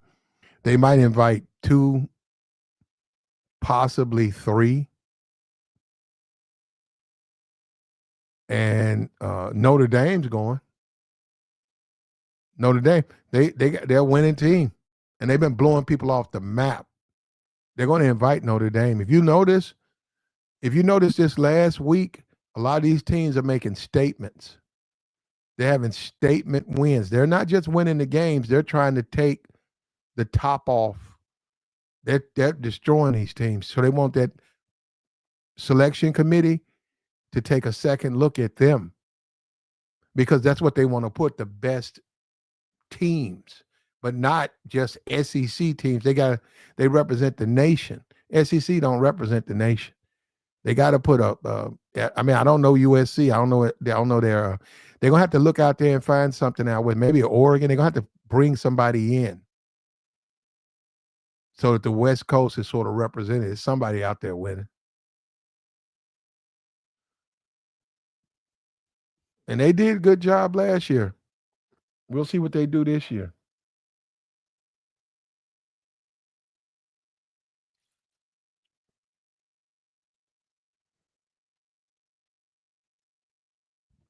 I'm looking at the NBA, man. Some dude just knuckled up. Is that the NBA or that college? Damn. Penn State, that Penn State? No, that's Philly and the Mavericks. Niggas got into a fist fight on a basketball court. And the dude drumming, he got a nappy head. Bro, we know we something else, don't it, bro? This brother got a nappy head. It's deliberately nappy, but he out there throwing, he just threw a punch. Woo. That's something else, ain't it, man?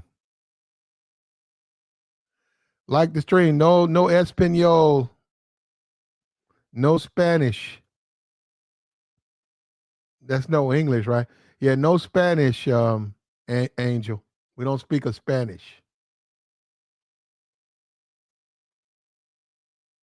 Like the stream, man. Where my moderators at?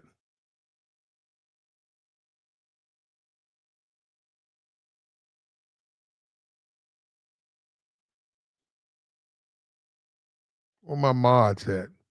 Like the stream, man. Share the stream. We trying to figure this thing out, man. Shedeur Sanders has been named the starter. Kendrick Perkins has come out and declared Shedeur Sanders the most popular black man since Obama. He leads a movement and he'll win. Now, I don't know how that's going to affect him, but he'll his popularity is up there and he's going to lead a movement in a way.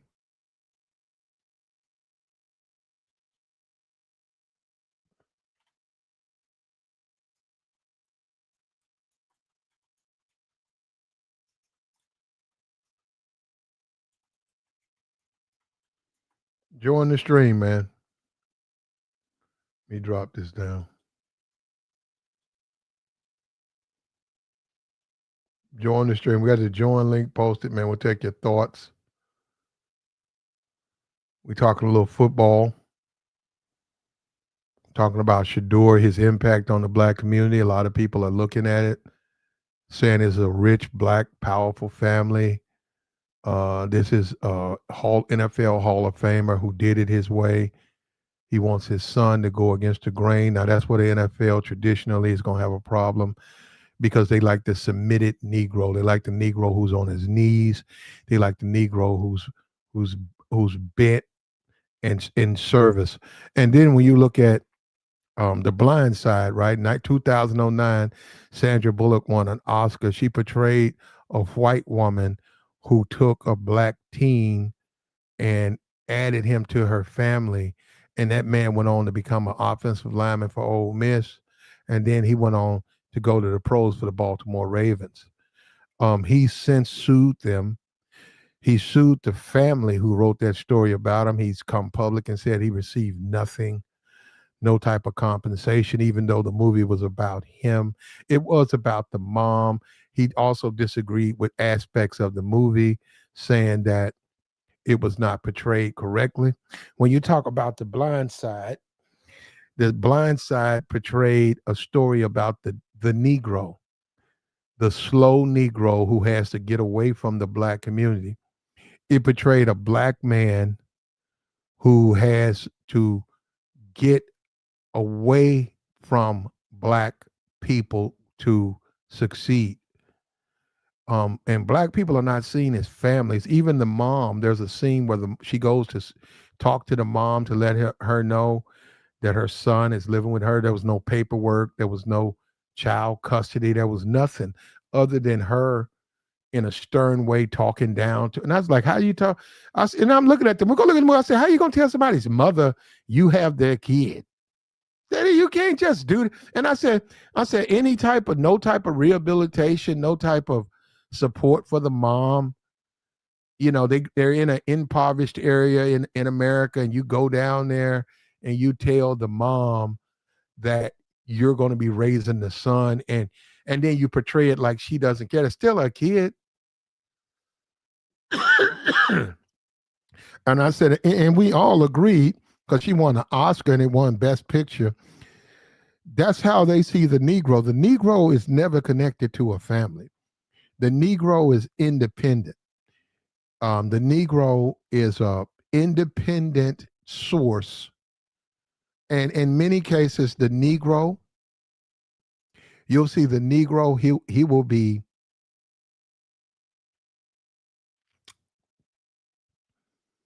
it's almost, if you ever seen horse racing, it's something to me like horse racing. Have you ever seen a horse? Do you know who the horse's family is? You don't. You don't really know. If you go and look at a horse race right now, you go, they gamble a horse race. You can go online and watch live horse racing and you can wager on them. But do you ever see the you see what I'm saying? That's how they do the Negro. The Negro is disconnected from his family unless he's white, right? And the Negro's not white, right? So the Negro is always disconnected from his family. The Negro always is portrayed as um the NFL is your new father, your new mother. We're going to raise you the way we raise you. We want you to shut your mouth. We want you to humble. We want you to get on that football field. We want you to score touchdowns. We want you to perform. But when it's time to talk, you shut your mouth. When it's time for a contract, you shut your mouth, Negro. And we're going to underpay you, and you're going to be glad to get it. And we're going to low key send a signal to America. We underpaying this nigga. And they're doing that you're doing now. He got a 4-year, $4 million deal. He was making $6 million a year in college. He got a 4-year, $4 million deal. They're underpaying him. And that is deliberate. They're going to underpay him because that also is a way to try to find a connection to the white community. Let them know, hey, we underpaying this nigga. We're not paying him what we owe him. We gonna pay him. We making a killing. That's the same way Nike does Jordan. Nike does Jordan the same way. We underpay this Negro. We're gonna get this Negro a couple of dollars, but we're gonna make 100 billion. He's gonna make 1 billion eventually, 20 years from now. We also own the rights to all his shoes. That's all our stuff. That Team Jordan stuff, that's his. But we own Air Jordan. We'll be making money. You know what? I'll be feeding my kids' kids in the future off of Jordan. And see, that's the reality. Negroes going to try to wrap it and turn it into something else. But no, that's the real. They got him. If Jordan really wants to make money, he's got to have his own shoes. And you know, a basketball player said that years ago, and Michael Jordan got the guy kicked off the team. The guy went into Sports Illustrated and said, well, Mike, he said, I get he got a connection to Nike. He said, Michael, he's got a connection to Nike, but if Mike really, really wanted to, make a difference, he'd have his own shoe company. Mike went back and talked to Phil, whatever that guy's name is, and got that man fired. Phil Jackson. They traded that guy like that week. They asked Mike about it. Mike didn't comment. They asked him. He didn't comment. Next you know, that dude was playing for the Clippers.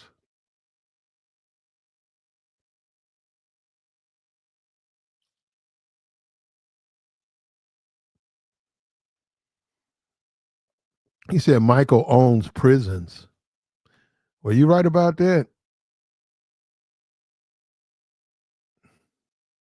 He said Lane Clifton will leave a program without telling anybody. Oh man, we'll see, man. I mean, we'll see what happens to them. In 2 days they play, so we'll see. I don't know. I mean, this thing he got now, this football team he got, I like him, and I wouldn't wager against him. I just wouldn't play the game. When you lay wagers, that don't mean you have to take a side. You have to like a team and know that team's gonna cover. If not, you go to another team. You just say fuck that game. You don't have to bet against the team.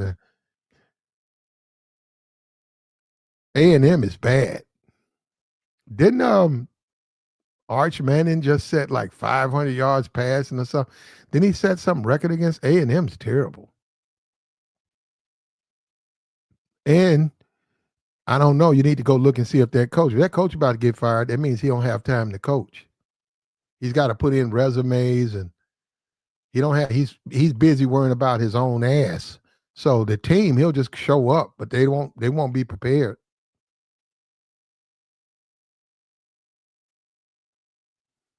He said Shedeur isn't the most powerful black guy since Obama. I'm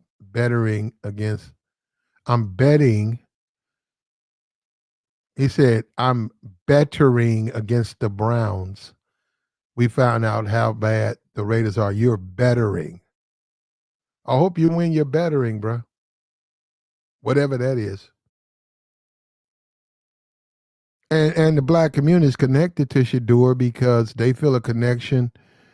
Dion reached out to the Dolph family. He's basically taken the kid in, the two kids, girl and a boy under his wing. He's like a godfather to young Dolph's kids.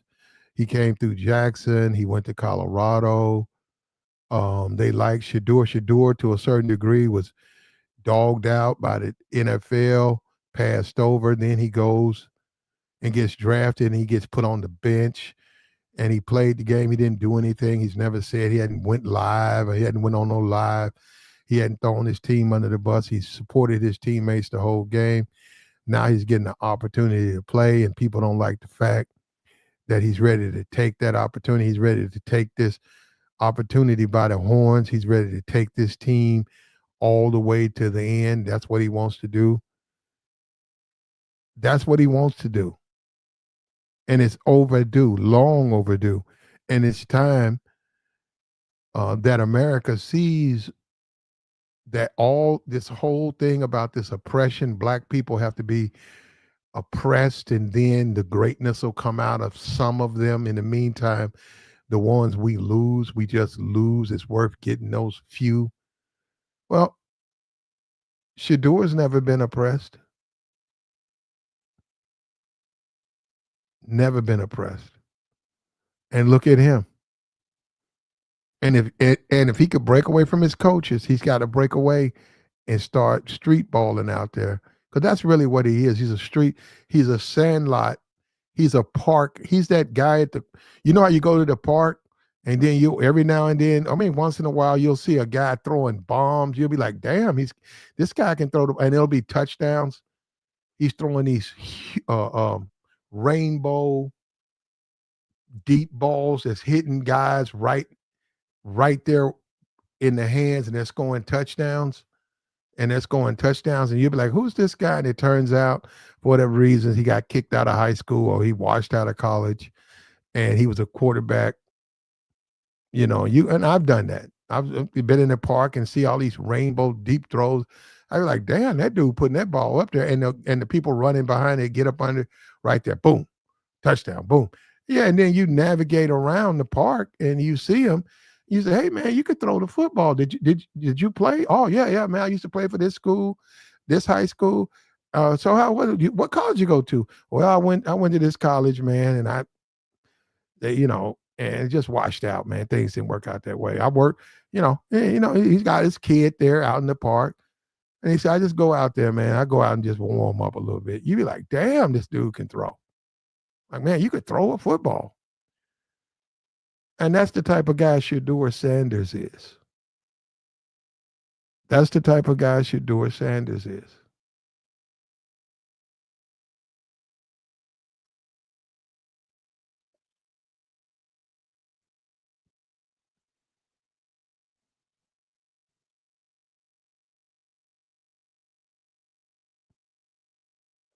That's the type of football player Shedeur Sanders he represents and what he's become. Like the stream, bro.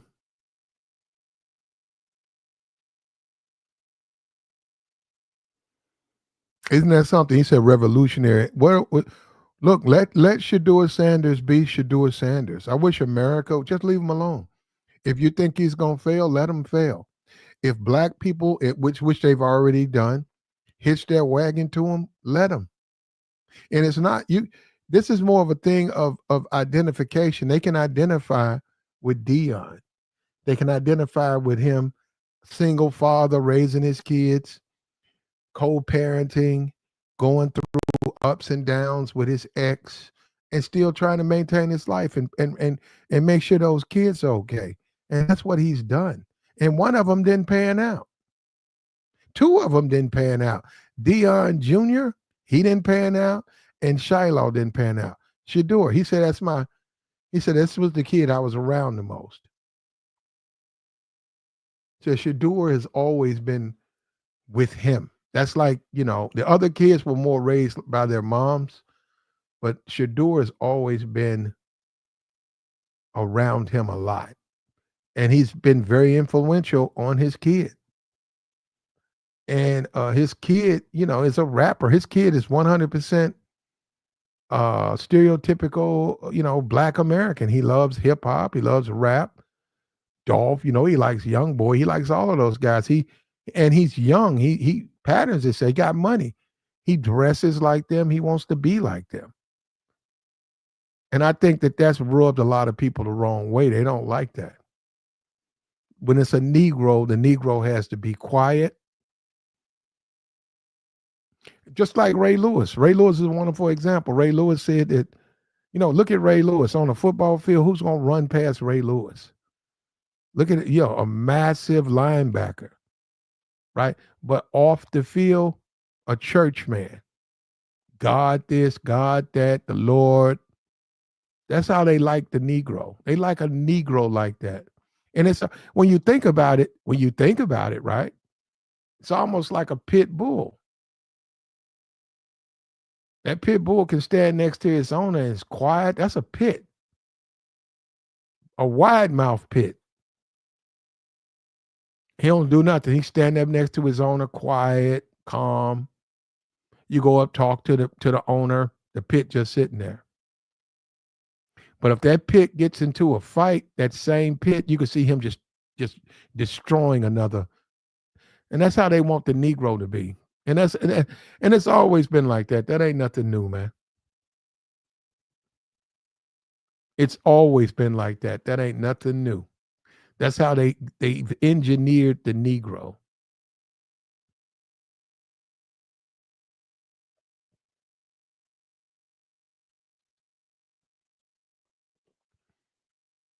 And Shedeur is a direct. Shedeur is showing the world that it don't have to be that way. You can grow up with money. Black people would be better off with money. You can make a case that Shedeur is a good example for the reparations debate. All these people saying they're gonna take their money and throw it away. Dion didn't throw his money away. Dion got plenty of money. He living in mansions, living a life, but he ain't thrown it away. He had money all his life. Dion had money all his life. He raised his kids, all his kids. He's been a main influence in all of their lives.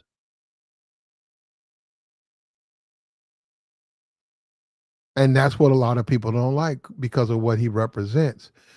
Because they want the Negro to still live under the slave narrative. That and it's always the white man. The white man saved you, Negro. He saved you from the jungle. And just like in The Blind Side, the white man saved that Negro from his family. If it wasn't for this good white family, that dude would have never made it to the NFL. And if you go and look at that movie, because I said, damn, didn't even give his mom a neck bone. Like, you gonna go by the mother and you ain't gonna help her out? She no help. Your son's with me now. As insane as that sounds. And then they portrayed the mom as she didn't care.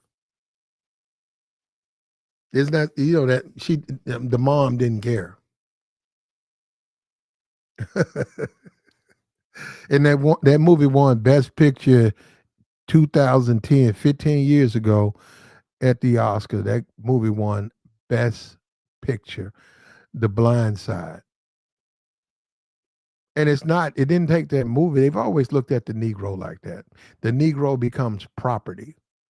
When the Negro is drafted into the NFL, he now belongs to the NFL. And the NFL will raise him the way they see fit.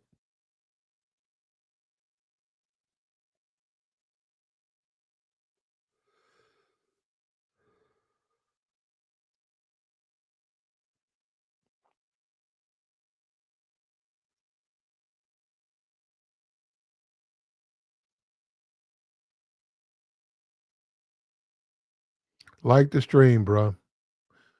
Like the stream. We got the join link posted, man. Take your thoughts.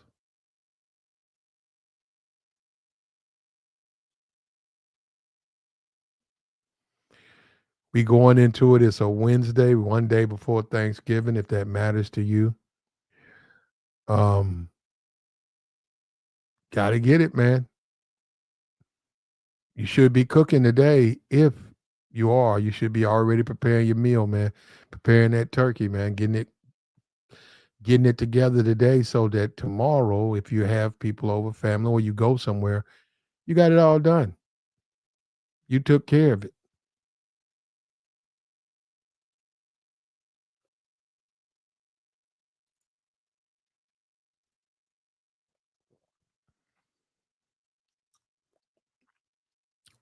If that's what you want to do, you got.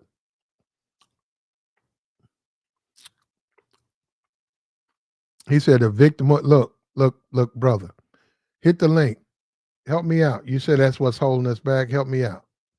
Don't do it from the chat. Come on up here and tell me the victimhood mentality is what's holding you back. Focusing on the past that isn't even yours will hold you back from your future." Well, unless you're willing to hit the link, it's irrelevant what you say, brother. Because we right now live in a country where the white male is considered a victim. The white America is considered a victim. You got Nick Fuentes, you got Ben Shapiro, all of them say whites are victims. But you can't have two victims, right? So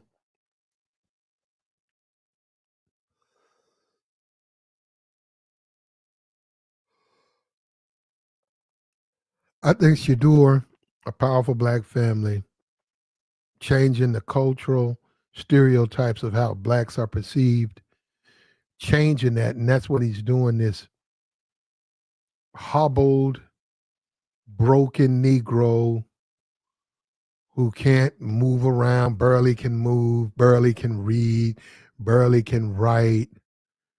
Shedeur is an affront to that. He is an affront to that. And this bothers a lot of people. This just bothers a lot of Negroes. It bothers them, and it bothers a lot of white people. That just bothers them that this guy, he grew up rich in America, all the spoils of America he's experienced. He was driving a $450,000 car in college.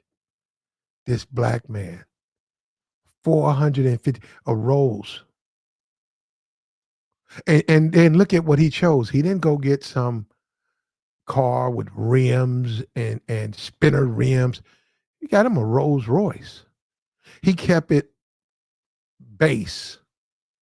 He didn't want to put nothing on it. He kept it base. And see, this felonious of guys like him want the Negro to stay in a box. He perceives the Negro to be a certain kind of way he wants the Negro. That's why they don't like a Shedeur Sanders, because the Shedeur is outside that box. And they want to disconnect with guys like Shakur. We can disconnect you with Shedeur from the black community. They're not going to be able to do that. They'll talk about a Shedeur Sanders, and then they'll put a Negro, a common, regular, smegular Negro. They'll take some Sambo, Bojangling Negro and say that's who you Negroes need to look up to. It'll be somebody, a tether that they've created, and they'll throw him in the middle of that. It'll be some Sambo, and they'll tell black people that's the type of person you should look up to. But when you look at a Shedeur, they don't like that, and black people are gravitating toward him hard, especially in this social media age. Especially in the social media age, they're really gravitating toward.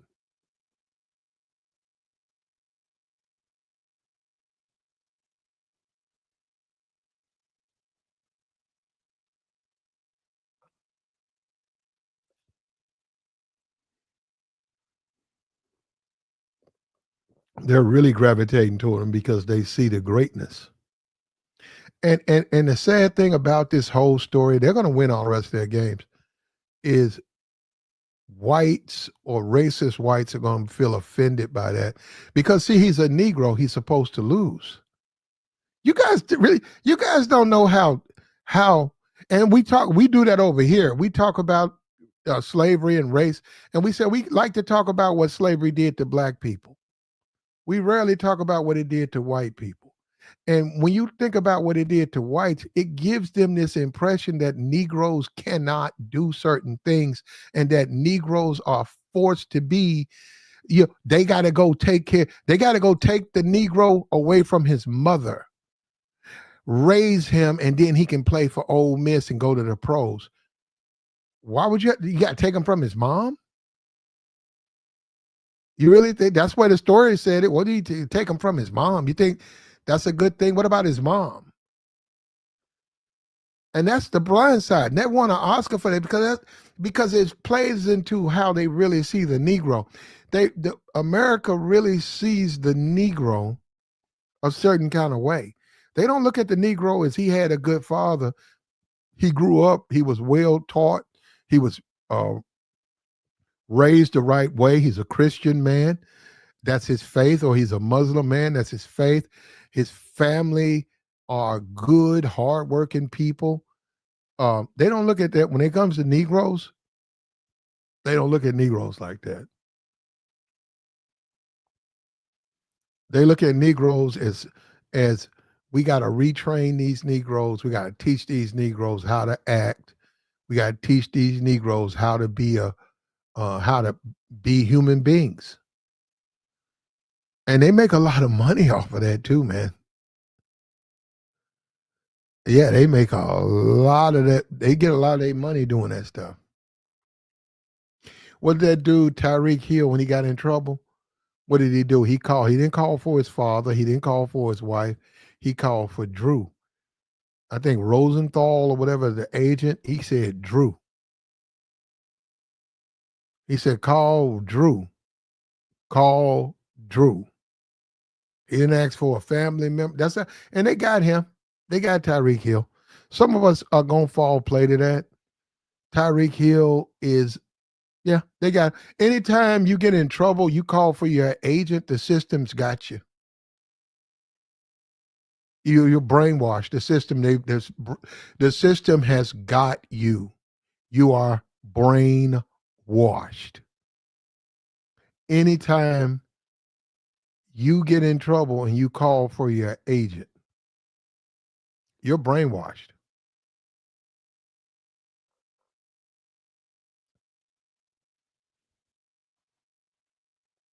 And that's what they like about the Negro. I mean, that is what they expect out of the Negro.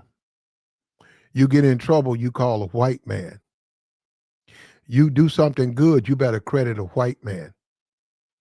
Shedeur, you better give all the credit to your coach. Even though he was trying to fuck you the whole season, you got to give him all the credit. Shedeur, give the credit to your line. Shedeur, credit somebody white. Where's your agent at, Shedeur? I'm looking around here. I see Dion. I see you. I see all these black people. We're not for that. That's not what we're about. We're not here to show the world black people can be excellent. We're not here to do that. Where's somebody white at? Bring that white guy up here. Okay. Now let's talk about how grateful you are to that white guy right there, your agent. Talk about Tom Brady. Didn't you do some workouts with Tom Brady? Tom Brady get any credit of this?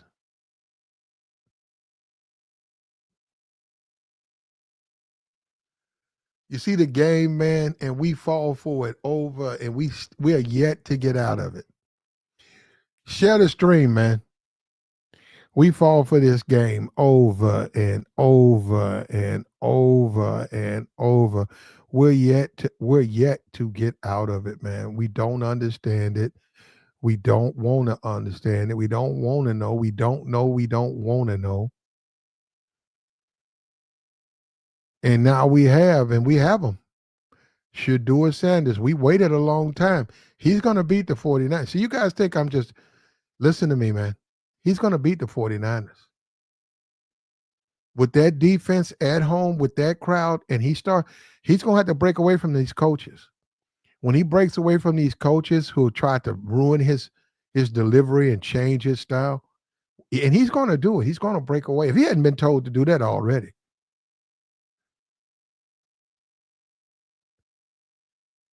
you're going to see a man perform, and you got a lot of identification from black people who want to see him play. He's going to bring a lot of fans there. Wherever that Cleveland game is broadcast, they're going to break ratings history. And you see the making of a superstar. And a lot of black people, Jason Whitlock, a lot of black people don't want that to happen. A lot of black people want to look at him and say, I told you. They want to look at Shedeur after this year and may say he won 2 games and he lost 5. Jason Whitlock, guys like him want to look at Shedeur and say, I told you you wasn't shit. I told you wasn't gonna do nothing. That's because that's how they look at the Negro to begin with. And then Jason goes into some rant about Clarence Thomas. What is that supposed? He said Clarence. What does that mean? He's the most influential. No, he's not. Clarence Thomas never. And then there's another thing that he leaves out. Clarence has never identified. Clarence don't identify himself like a black man. He don't look at. He's an American man. Clarence do not walk around jumping up and down talking about he black. That's not how he sees the world.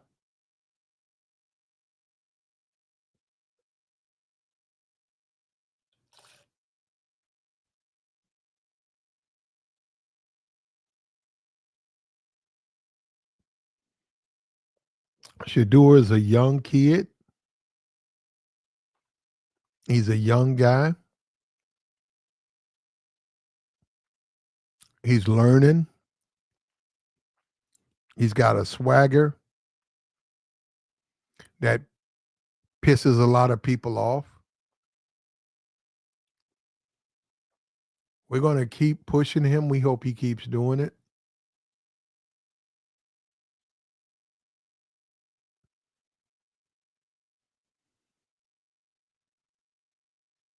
We're going to advocate for him, and we're happy for him, man. We've been supporters. We're going to stay that way.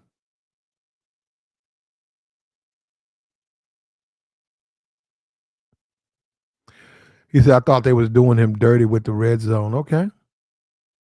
Hey, go in and get that touchdown, man.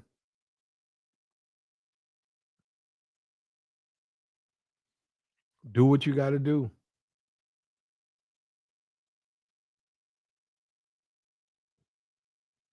Like the stream, brother.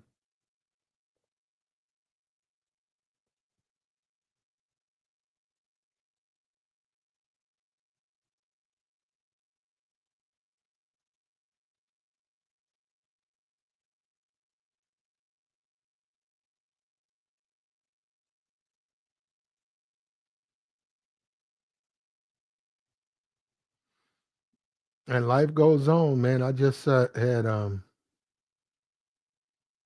family member just text me and said that they're at the Macy's Day Parade. Yeah, took the kids out to wanted to take the kids, wanted their kids to see this stuff, not just on TV, but want to see America, to want to see how great it can be if you play by the rules and you do the right things. They wanted them to see that.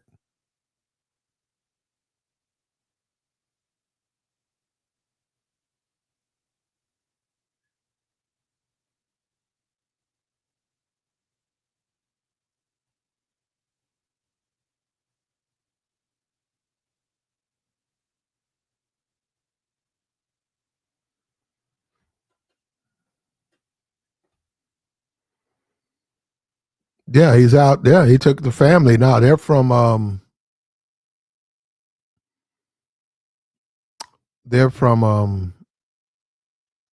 Charlotte, North Carolina. And he took the kids up to see. He wants them to be standing out there. Wants them to see the crowds, and and they'll see it on TV, and but they want to put that memory as what you can do if you follow the rules, and you do what you're supposed to. You graduate, get the necessary academics, or get into business, or get into this social media. If you play by the rules, the possibilities, you can live that kind of way. And this is an all black family. It's like seven of them, all black. And they went out to show them that they've been there before, and they travel all the time. They travel probably 3 times a year. They do major things. They've been to Grand Canyon. He told me he wants to make sure his children experiences things he never could as a child. He said, "You see the stuff on TV, man." He said, right now, because I work hard, my wife works hard, we can take advantage of that, and we can show our kids certain things they've never seen." And he said, I want them to see it now. He said, "I wish I could have saw the Grand Canyon when I was a kid, how it would have affected the way I was going to grow up and look at the world." And Macy Day's parade, and go there and enjoy yourself and eat and fellowship and the spoils of America, and telling the kids, do good in school, do the right thing, prepare yourself, do these things. We need more, and that's the Shedeur Sanders thing. We need more Shedeur Sanders type um, uh, football players. More of these guys rich, to a certain degree, entitled. Uh, and Shedeur is going to have to suffer. That's another thing. Shedeur is going to be, he's a sacrificial lamb. Maybe 15 years from now, we'll get a player who won't have to go through, because Shedeur is going through what he's going through. Just like Warren Moon. Warren Moon had to go to Canada so that other football players, quarterbacks, can get an opportunity. And he did. And he came back and he showed that a black man can be a quarterback in the NFL, because they didn't believe a black man was smart enough. And they didn't want to believe anything else but that.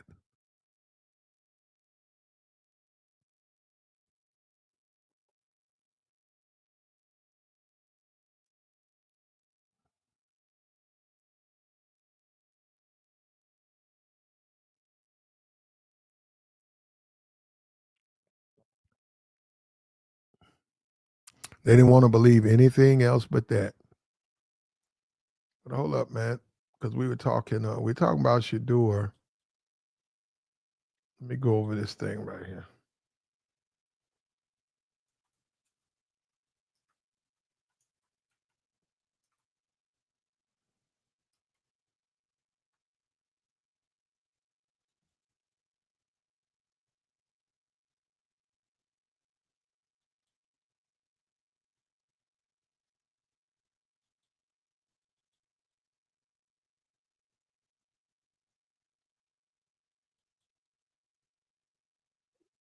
Right here.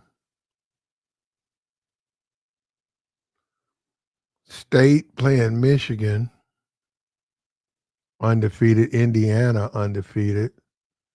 A&M, undefeated.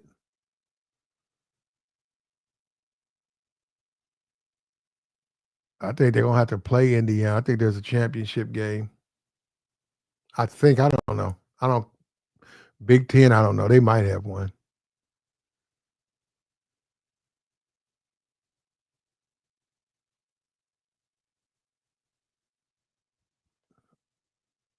Ole Miss, one loss. I don't know. Ole Miss. If Texas A&M loses, it's possible Ole Miss will go over them. Maybe.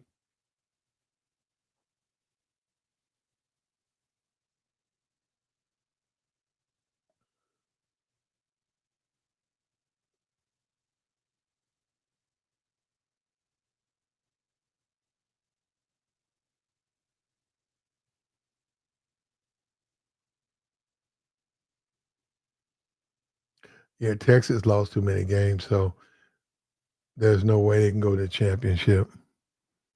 There's no way.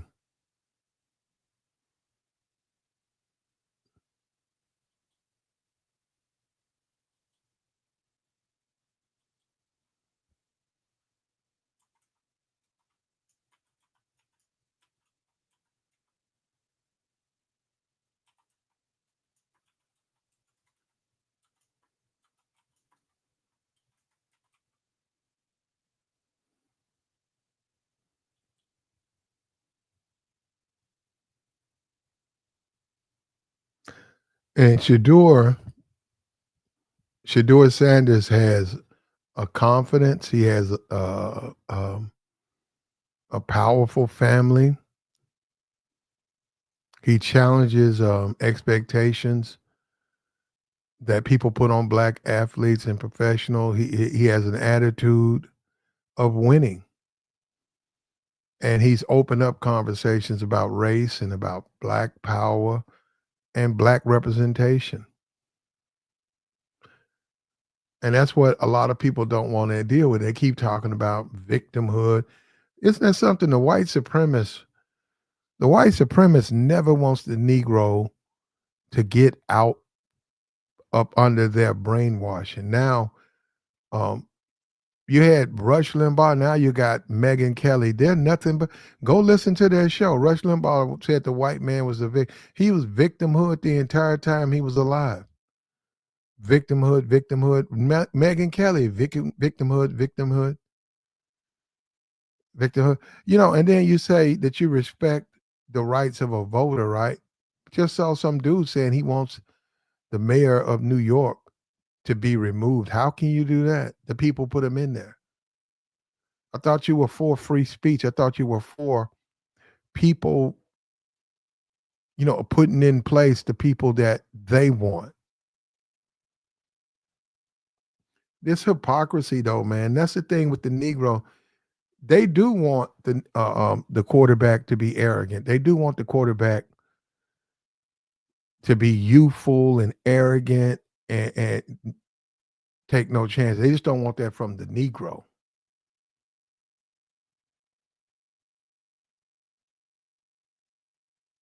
They don't want that from the Negro. And Dion has raised this kid not to be afraid of his success and not to feel sorry for himself. He's saying that Shedeur doesn't have to apologize that he's a good quarterback, but the NFL wants him to do that.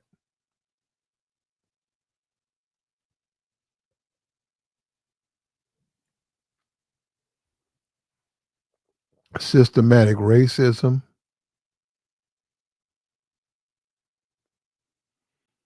draft day slide. They punished him for being a confident black man.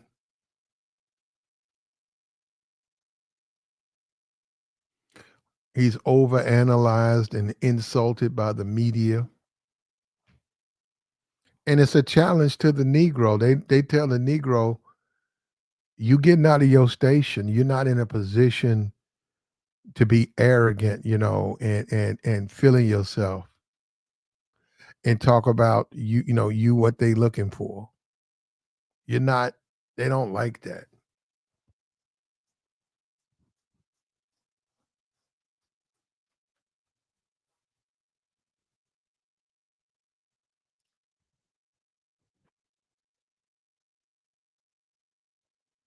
And in the process, and I'm not saying he tried to do it, he bought the whole he's connected the black community in a way others cannot.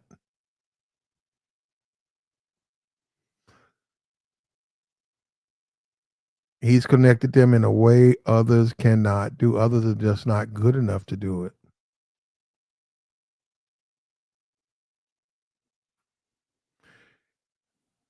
Get these trolls in here, man. I don't even know why come in here, bro. He's given Shedeur Shedeur Sanders has connected the black community. I haven't seen anybody since Muhammad Ali. I haven't seen anybody do what he's doing since Ali. You can make a case this is the second coming of Muhammad Ali. People didn't like the way he talked. He was very open, float like a butterfly, sting like a bee. A lot of people didn't like that. They didn't like that. Not coming from a black man.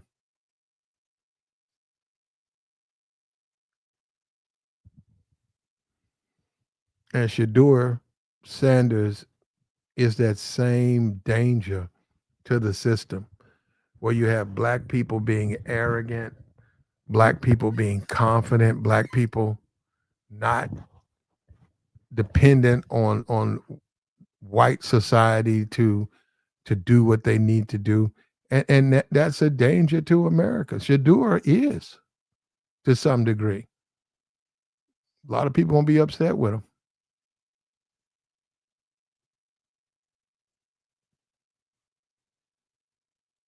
A lot of people gonna be upset with him. Like the stream, brother.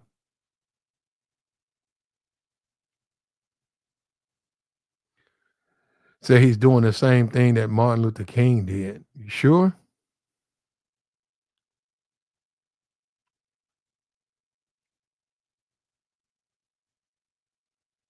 You sure he's doing that? I wouldn't go that far.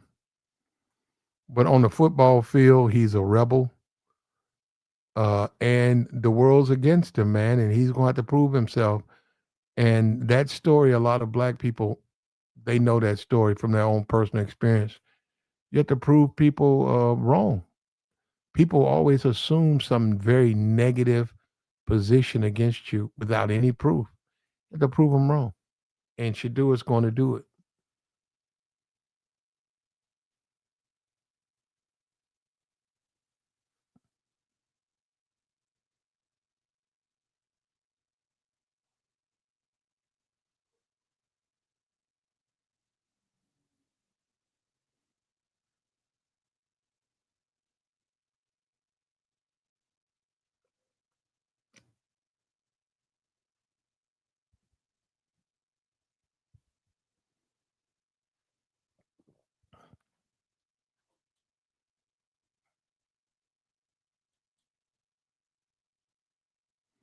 Martin Luther King lost everything, including his life. He lost it all. When you look at Negroes now, when I take a look at the Negro now, the Negro's going to take over his church. His daddy's got a church.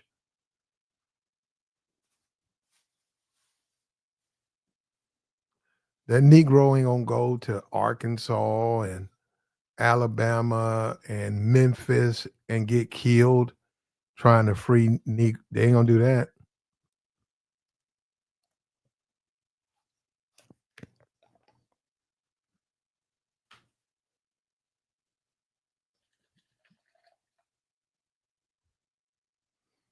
Like the stream, brother.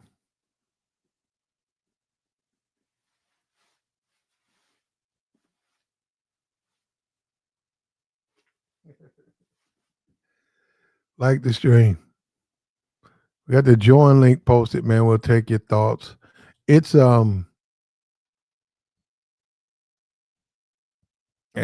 it's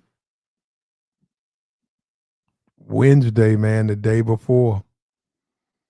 To give thanks, man. What are you gonna get into, man? What are you gonna get into?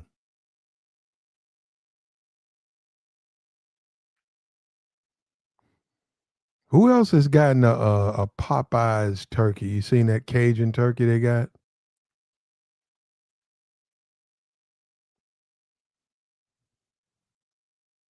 Who else has gotten one of those things, man?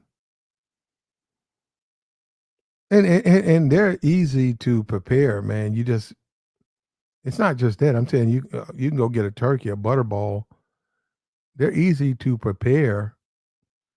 You just gotta have the time. You gotta do it today. You gotta cook it today to eat it tomorrow. So you put it together today. You move it around. You put a little juices back on it. You season it the way you want to season it. You put it in the paper. You let it cook. Take it out. Move it around. Wrap it back up. Let it go another couple. Take it out. Move it around. Let it go. Put the juices on it.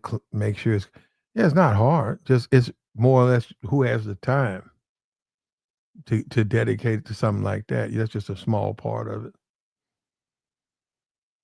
And my thing, I'd say the same thing about Thanksgiving. I might do a stream on this. What do black people have to be thankful for? I mean, because my conversation with the 4th of July has always been like this. Like, what are you Negroes out here popping all these firecrackers? Look at your schools, look at your neighborhoods, Look at your communities. Look at you don't have a grocery store in your community. You got to go damn near 10 miles to go to you got to eat out of the Dollar General. You got to eat out of a Dollar General. Dollar General for everything. It's a micro Walmart, the Dollar General.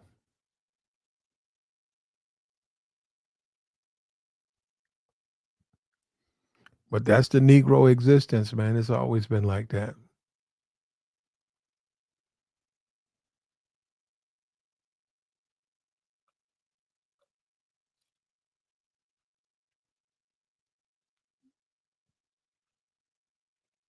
Like the stream, brother.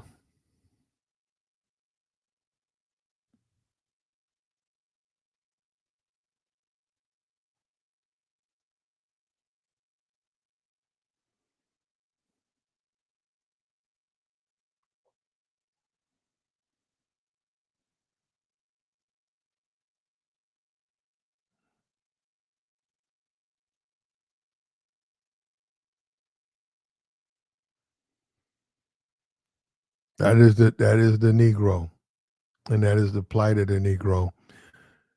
And there's a lot of Negroes who hope Shedeur fails. We know that. They don't want to see him win, man. They don't want to see him win. And a lot of Negroes have an attitude, I didn't make it, you can't make it. I couldn't make it, you can't make it. You black, you got to be down here like us. Yeah, isn't that something? He's got to go out and perform against that type of attitude. You see that in Negroes all the time. You really see that in the black experience, bro. It's much like that. It's overwhelmingly like that.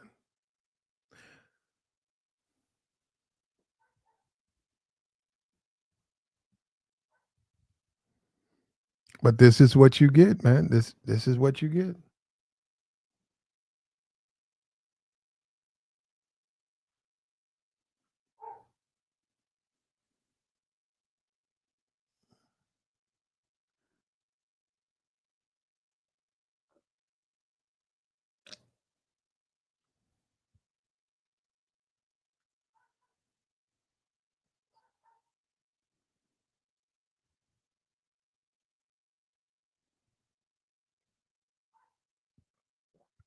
Like the stream, brother. Share the podcast, man.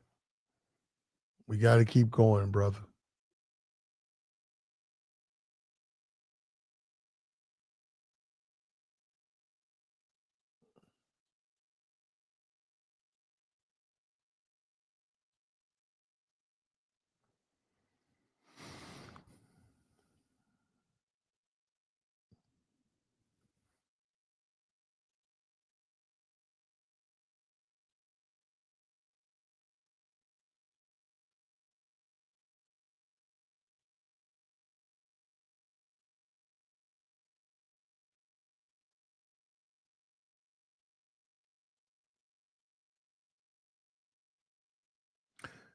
Kendrick says Shador has the balance of I'm arrogant, but I'm humble too. He's having fun with this. Sanders have certainly toed the line between arrogance and humility since he's been the starting quarterback. He understands a lot of people want to see him fail, but he's saying that's not going to happen.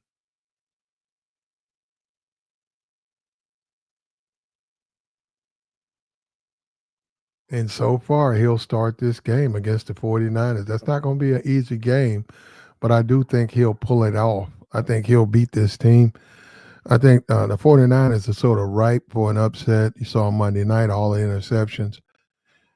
Cleveland's defense, if he turns the football over, I guarantee you they'll lose. But I think even head to head, I think they'll lose the game anyhow because I think they're not ready. I don't think they're ready.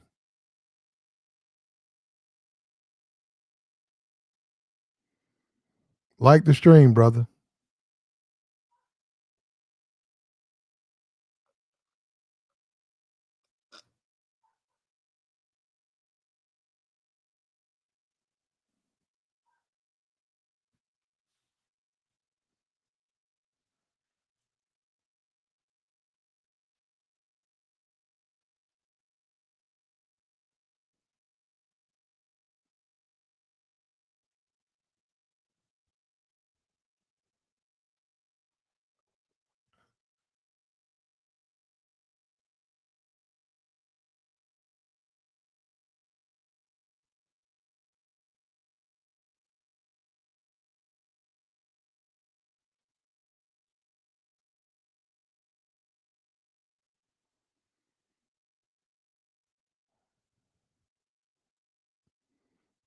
Yeah, and we're not surprised by that. Like I said, we expect Shedeur to do exactly what he's doing, and he's going to beat the 49. He'll probably close out this year. I don't know if they'll make the playoffs, but he'll probably close out this year with nothing but wins.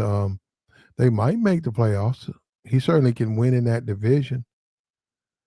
I think they've always gives the Ravens a hard game. You know, if they don't always win.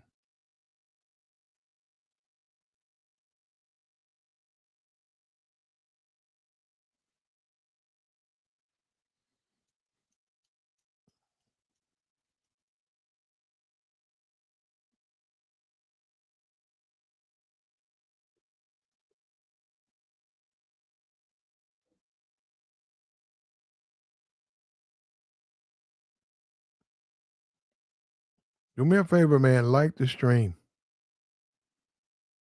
Like the stream.